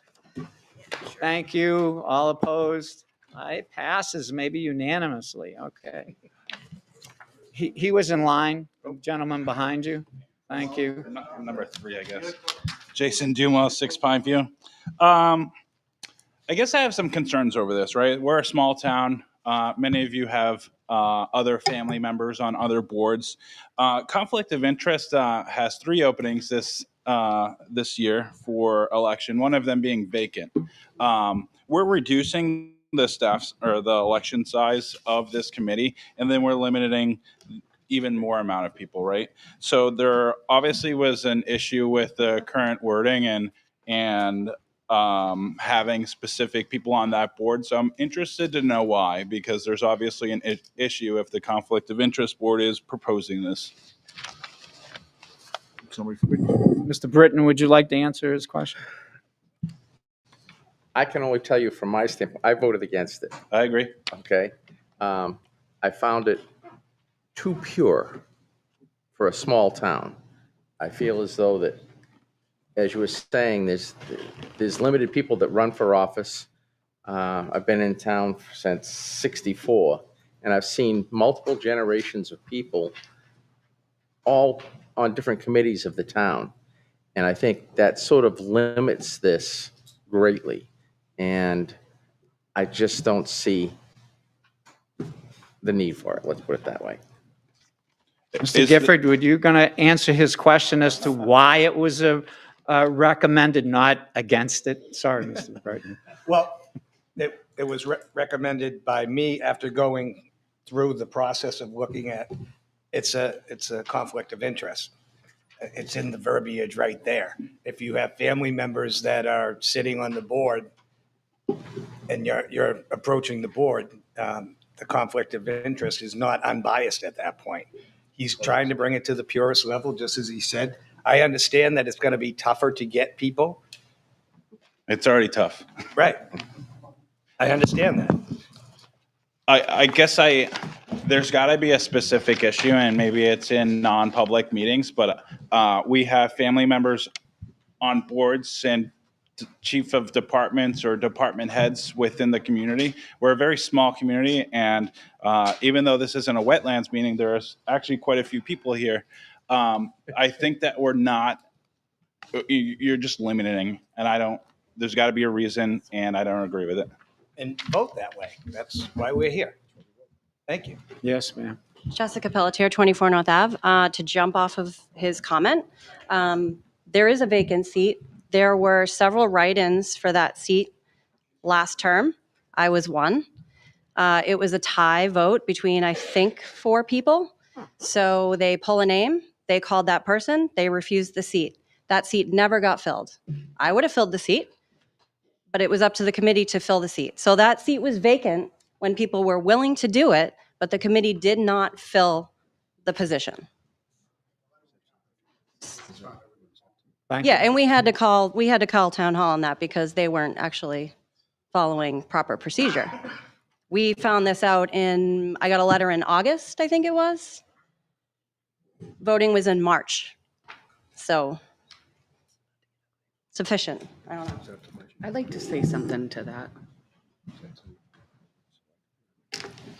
I'd like to know why that would happen. I mean, we are looking for people to step up, and why was that overlooked? I would like somebody to respond to that. I don't know who, but I think we need answers to that. I mean, we're sitting here trying to find volunteers for different boards, and then something like that's overlooked. I don't think that's appropriate. Can we take the discussion of how things are filled and not filled to be brought to the board perhaps at your next meeting? They can come and you can discuss it. It's not germane to the warrant article. It's interesting, but I think you can handle that outside of today's warrant Well, article. I get it, but it's a conflict of interest. So I think where she just made that comment, maybe there's somebody that can tell us on why, is there a process of why they don't go to the next person that's on that list? I mean, I just Because it don't was think- raised, I'll allow someone on this dais, if they know the answer, to suggest how they fill the vacancies. Madam Clerk? Mr. Moderator, it was brought to my attention and I was educated by the Attorney General's office on how to deal with it. It was looked at as a tie vote. So a tiebreaker was done, which was a name was drawn out of the five, I believe it was 5 single votes that were write-in votes for that seat. The person that was drawn then refused the seat, did not wish to serve. At that point, it becomes in this particular committee, it becomes a vacancy. And it is up to the committee to fill that seat. And I think there was a question as far as how the seat was filled, because the last time this ordinance was revised, a piece of it was taken out of when it was revised on how to fill a vacancy. So that's why the seat was never filled by the committee. Yes, sir. Good afternoon. Matthew Termini, Termini, 12 Mayray Avenue, Chair of the Conflict of Interest Committee. I appreciate your support, Mr. Gifford. I really don't have to belabor his point as to why we made this recommendation as a group. The original ordinance language was clear that we were creating an objective group of private citizens so that folks would have confidence that there would be an unbiased approach if a petition was brought to that body. That's what we're looking to reinstate with this change in the warrant article. To the vacancy, what I will say is that the bylaws and the ordinance at one point spoke to the committee filling by appointment vacancies that are on the committee. To reiterate the town clerk's comments, in the copy of the ordinance that was provided to the committee, that language was not included. And that was brought to light as part of the process of having this warrant article addressed with the select board. So the committee, knowing that we had a vacancy, was not confident that we had the right to fill that through appointment, and we were hoping to have that resolved and addressed, and we can deal with those moving forward now. To the point regarding the restriction on citizens being part of the Conflict of Interest Committee and it limiting membership, we did have a vacancy this past year. There would have been a individual on the ballot for the following election. He just missed the deadline. So we likely would have sat a full committee. And I can say that at least in the past 2 years where I've been chair and vice chair, we have not had any concerns with filling with willing citizens because of the lack of restriction on family members being included on the committee. Thank you. Thank you. Yes, sir. Motion to revise subsection C to read, currently serving on a town committee, board, or employed by the town.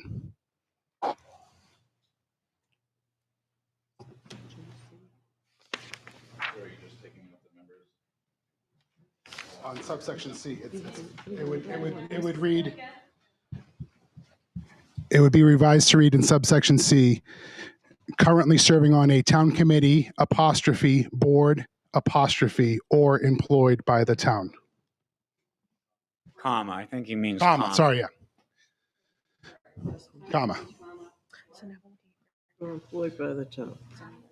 Town, board, or employed by the town. Would you like to write that down and sign your name? I would. Yeah, we did.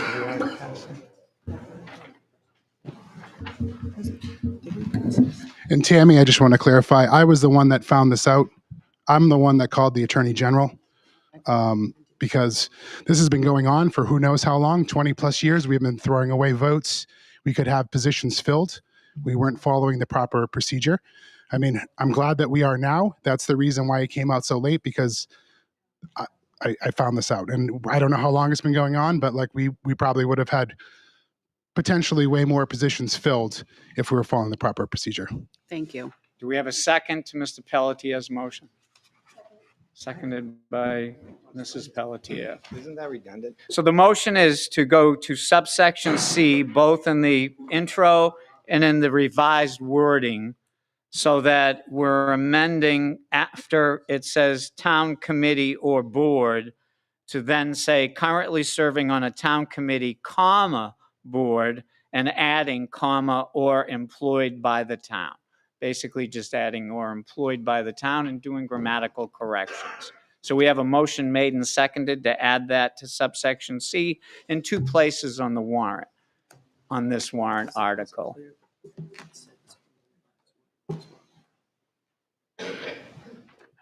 The clerk would like to clarify that you meant this to be on the revised section also. Maybe you could just add revised section also, just so she has it in the record. Revised section also, on revised section also. As we found out with the other amendment, it shows in 2 places, so you have to amend it in 2 places, that's all. Good enough. Thank you. So again, the motion is to simply add, change the punctuation and add "or employed by the town" to subsection C. So it will read, "A town citizen shall not serve on the Conflict of Interest Committee if they have a family member who is currently serving on a town committee, board, or employed by the town." That will appear in 2 sections. Any discussion on that amendment? On the amendment? No discussion. If you're in favor, raise your card. Favor of that amendment, please raise them up. Thank you. Okay, put them down. If you're opposed, I think that amendment passes. So now on the amended article, discussion on the amended article. Jason Dumas, 6 Pine View. Can you provide some clarification? Maybe this is for the town clerk. As our elections run every year on the same day, we don't necessarily know who is in a committee or board. What would be the result if a family member is elected to a conflict of interest and a family member is elected on the same day to another board? Obviously, they wouldn't be able to serve in the conflict of interest, so that would, in my opinion, be the one that would have to resign. Is that correct? I'll take this from the clerk because she's wondering, but we had that happen before where a husband and wife ran at the election and the clerk gave them the option which one of them wanted not to take the seat. So if I ran for selectman and my wife ran for conflict of interest, we both won. The clerk told us, "Would you like to be selectman or would you like your wife to be on the conflict of interest?" And one of them resigned, so the other one served. So it's post-election, it goes to those people competing, and they were given the opportunity to resign, basically. Well, I see that being an issue as far as electing officials that you want in office and not having alternative motives. And the other thing that you should keep in mind is that if you're related, you know when you put your name in, because we just ended the time period to put your name in for the election. So already you'd know if a family member was serving, going to serve on the ballot to elect, but you still have the option. You had something you wanted to say? Do you want to say something? Clerk would like to respond to that question. We did have a case where a gentleman ran for conflict of interest. This was pre my time. It was during my predecessor's time, that signed up for conflict of interest, and then he was elected, but his grandfather served on the Board of Selectmen. So, and at the time, the seated clerk did not know that this person was related to a seated selectman. So the gentleman was told he could not serve on the conflict of interest. After that incident, they had made a motion, they had made a change to the ordinance that now the conflict of interest is trying to negate that change that was made after that incident happened. Dennis Heffernan, 4 Secluded Circle.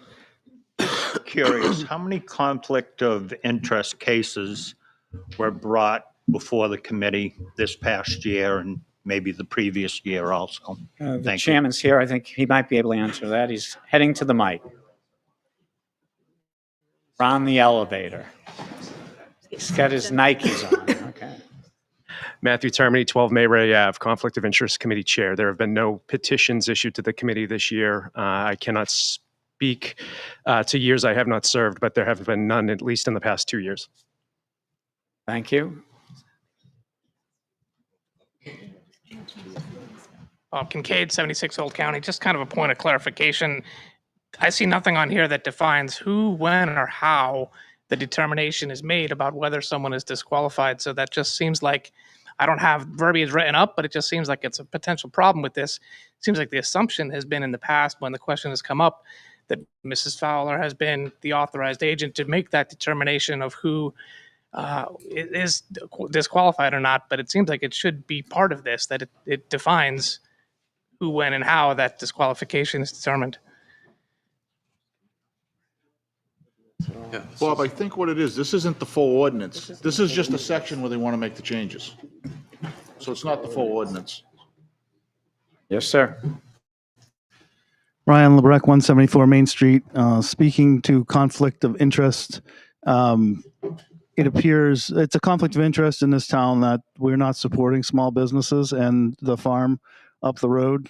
We have many things that are we have zoning things that are limiting people's ability to use their properties and use them for small business purposes.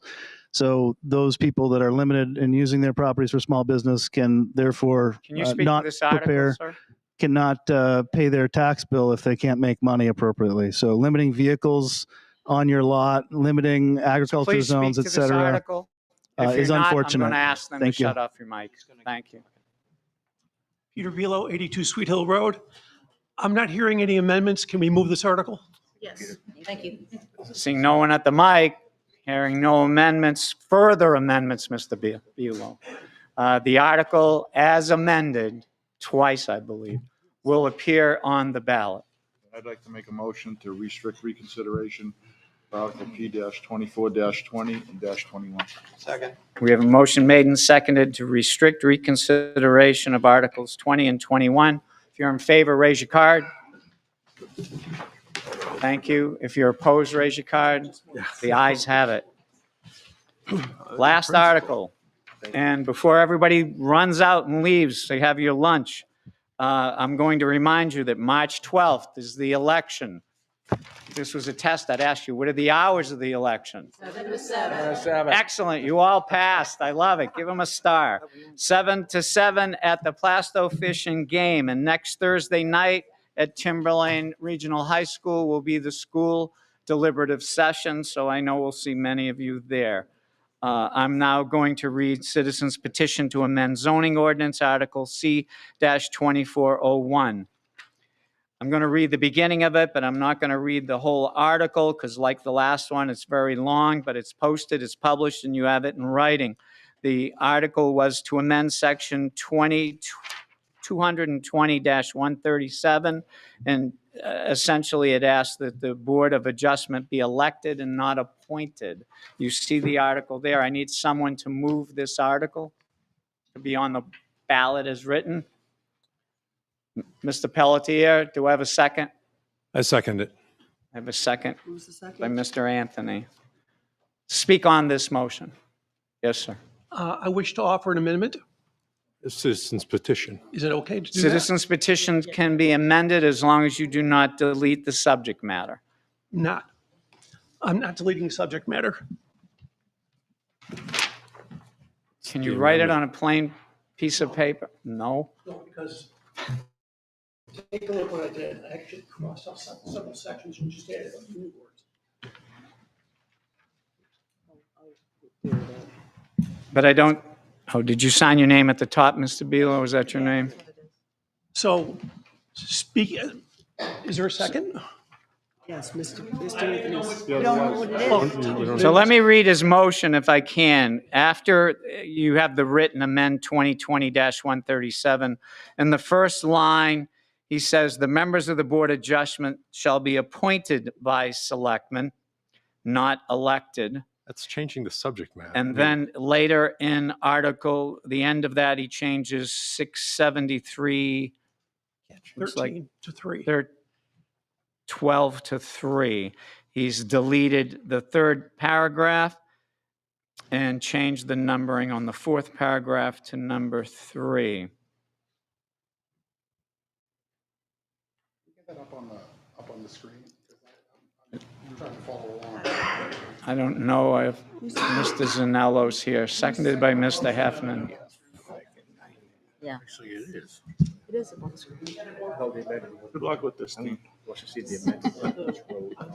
take out paragraph 3.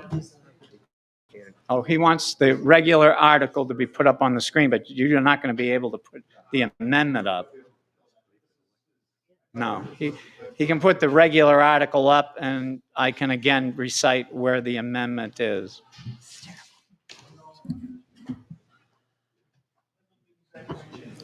Same. With my eyesight, I hope you can make it bigger. There you Might go. be easier right in front of you. All right, so in line 1, where it says shall be elected at the annual town meeting, Mr. Belo is changing it, shall be appointed by selectmen. And Number 1. that's number 1. The first line, the members of the Board of Adjustment shall be, it's amended to read appointed by selectmen. In the first article, if you look on the screen, section, yeah, the one in front of me might be better. It says RSA 673 : looks like 12. He's changing it to 3. He's deleted Article 3.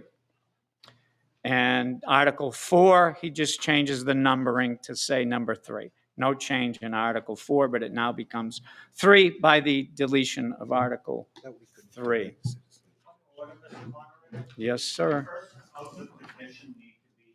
No.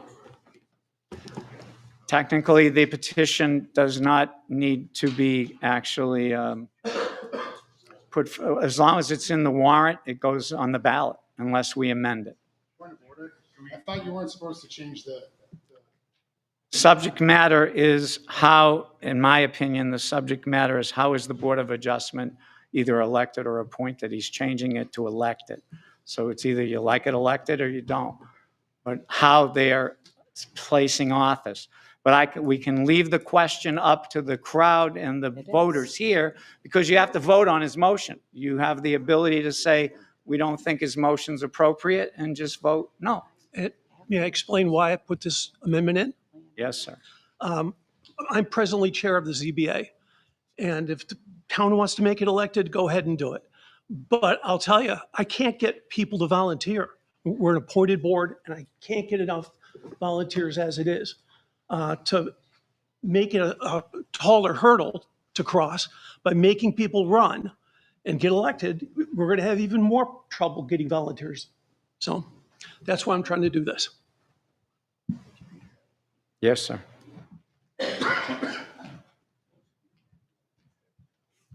I don't disagree with him, but my issue always falls with these citizens petitions is that someone takes the time, gets his signatures, puts them up, and then you change the intent. And this has happened before. As far as I'm concerned, that's changing the intent of this article, this warrant article.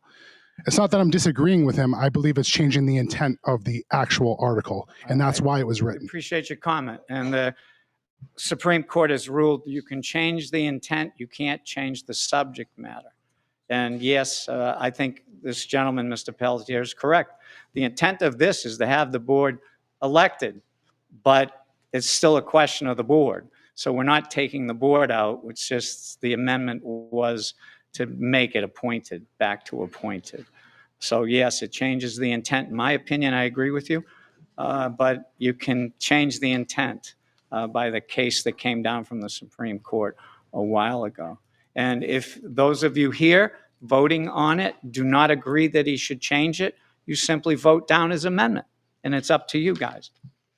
Yes, sir. Not regarding the amendment. Okay, on the amendment? No. No, okay. On the amendment? No. I'm on the amendment. I absolutely agree with as amended. Our neighboring town has a huge issue that's happening right now, which I actually personally know about. And the ZBA is crucial to our ability to live in this town and make sure we protect our property values. If they don't have people because they don't want to run, we're in deep trouble. And to put them through having to wait for an election is suicide. On the amendment. Yes. Jason Dumas, 6 Pineview. So we just got done with the conflict of interest, right? They decide that, and we discussed how they replace individuals on the board. Wouldn't that, how does the ZBA, if they have a vacancy or somebody resigns, how do they replace an elected official or appointed? They would appoint someone who would come to the selectmen, and we would either sign it or not sign it. So they would decide and you would approve, or you would decide and you would approve? They would send the person to us. Okay, so we're already doing this, right?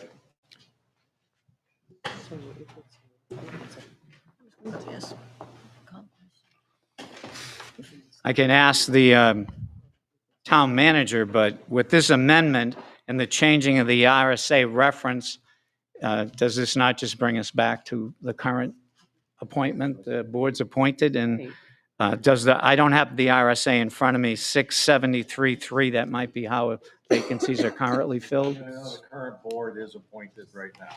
Yeah. So on the amendment, changing Article 1 as read, deleting Article 3. Mr. Moderator, Yes, sir. just on the amendment in question. If this citizen's petition with its intent were to go forward and you didn't have a situation where somebody didn't run, would the Board of Selectmen or the ZBA, would there be an appointment mechanism in place to fill that vacancy? So in other words, by having the primary vehicle of populating the ZBA being an election mechanism, that doesn't preclude vacancies being filled by appointment. I think that's the question. Because if it doesn't, then, I would say, then why would we mess with the intent of this citizen's petition? It's just, somebody running for the ZBA would subject themselves to a candidate's night, field some questions. And if there was a lack of interest because no one ran, then you would just revert back to what you were doing before. You just sort of open it up, though, to a more democratic process. And in that sense, I would say honor what the citizen petition is, and the signatures that they got to put that forward.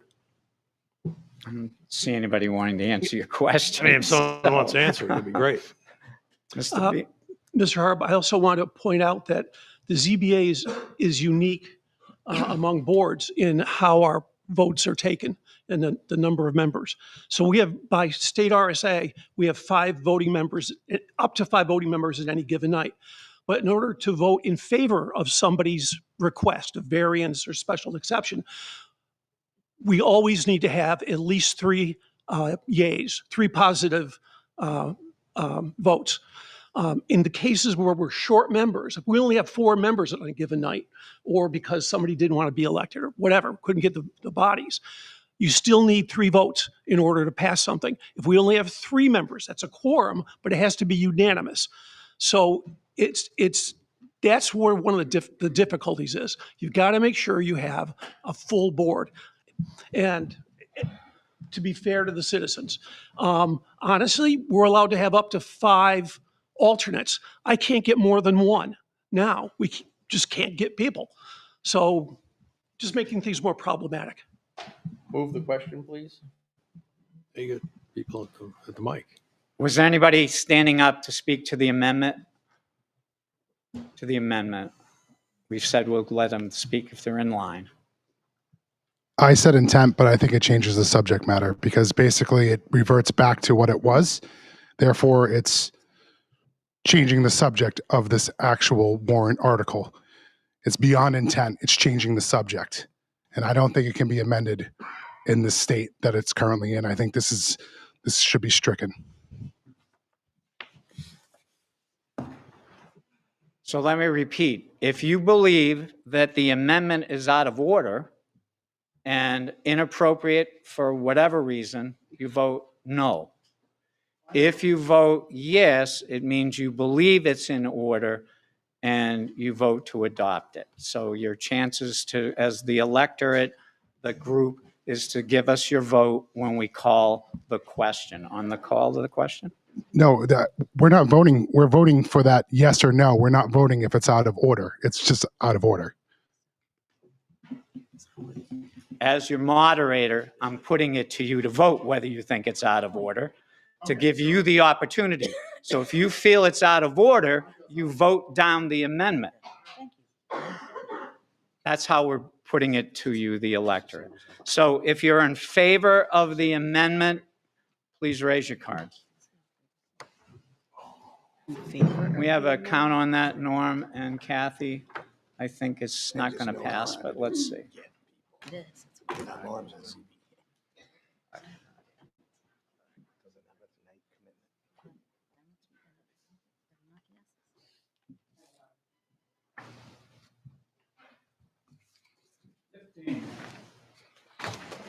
"26 in favor. If you're opposed, raise your card, please.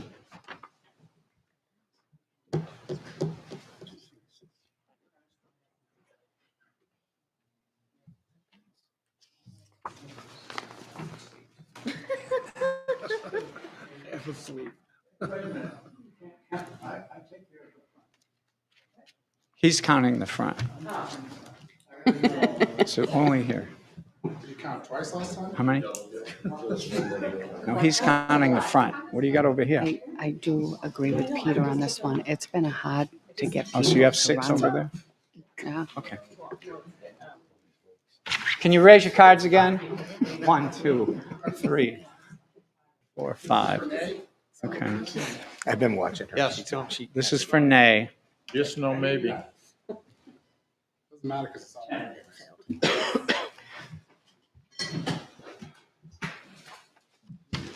So I have 26 to 15. The yays have it at 26. So now discussion on the article as amended. Yes, sir, as amended. Ryan LeBrecq, 174 Main Street. I just have a question. We have a citizens petition C2401, and then we have another citizens petition under the planning board that's CP2401, not confusing at all.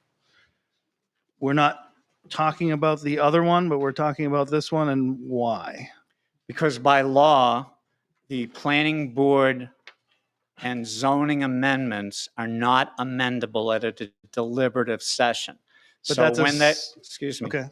When the citizen put it forth, and now it comes to the warrant under zoning, that's not amendable. So it goes right to the ballot the way it was presented as the citizen's petition. Isn't this one the same?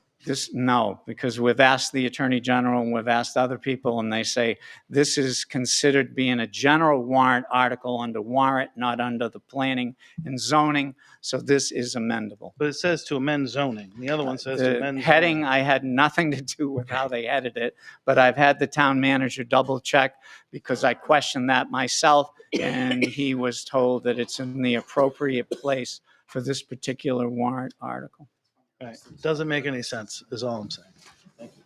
I think basically it is not an actual zoning change. It is how the zoning, the board is appointed and determined. So that's two different things. It would be like how the Board of Selectmen is voted or approved versus the ordinances that the board oversees. Does that make sense? So this doesn't change anything. So I would just strike it. Just strike it from the You cannot strike a warrant article once it's been published and printed. We can't delete a warrant article. That's RSA and state law, so we can't delete it. You can only put it on the ballot as written or amend it. You can't get rid of it. Even if the citizen said, I don't want it, can you remove it? We, by law, cannot remove it once it's been published and printed. It's not my rule, but that's the law. So that's why we're covering it. Yes, sir. Charles Fowler, 311 Main Street. Can I ask a question? Who wrote the citizens petition? You can answer me or not. I don't know if you can or not. I don't know who. I just want to know who wrote it. It's on the heading. It says it right in the heading. Is it in the headings? Yeah. Oh, No. oh, sorry. I have the board's copy. My understanding was it was presented by Mr. Kane, and he had, did he have his 25? He must have had his more than 25 voters that Okay, supported because the it doesn't say petition. it on our copy, and I was just wondering who wrote it, that's all. Thank you. Okay. Any further amendments on 2401? No, but can I make a comment, Bob, to that? I have a question from my clerk. Okay. Yes, Madam Clerk.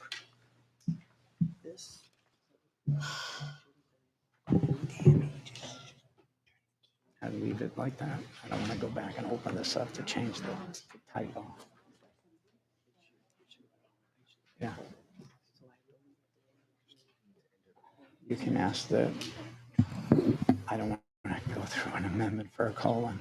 The clerk is asking a question about the intro as it was written and published. If you look on the first line, it says amend section 2020-137 as follows, end quote, instead of a colon. I think that's a typo. I would ask her to find out if she needs to put it in the warrant with a quote or a colon. I think we come to the same intent. I don't think we need a motion to amend to make the quote a colon unless the people present think we do. Just make a decision. No. Any further discussion? Any more amendments on 2401? Seeing none, Article C, 2401 will appear on the ballot as amended. And that concludes our deliberative session today. I thank you all for your time, your participation, and for coming out. Remember, March 12th, 7 to 7, Plasto Fish and Game. I declare this deliberative session closed. Thank you.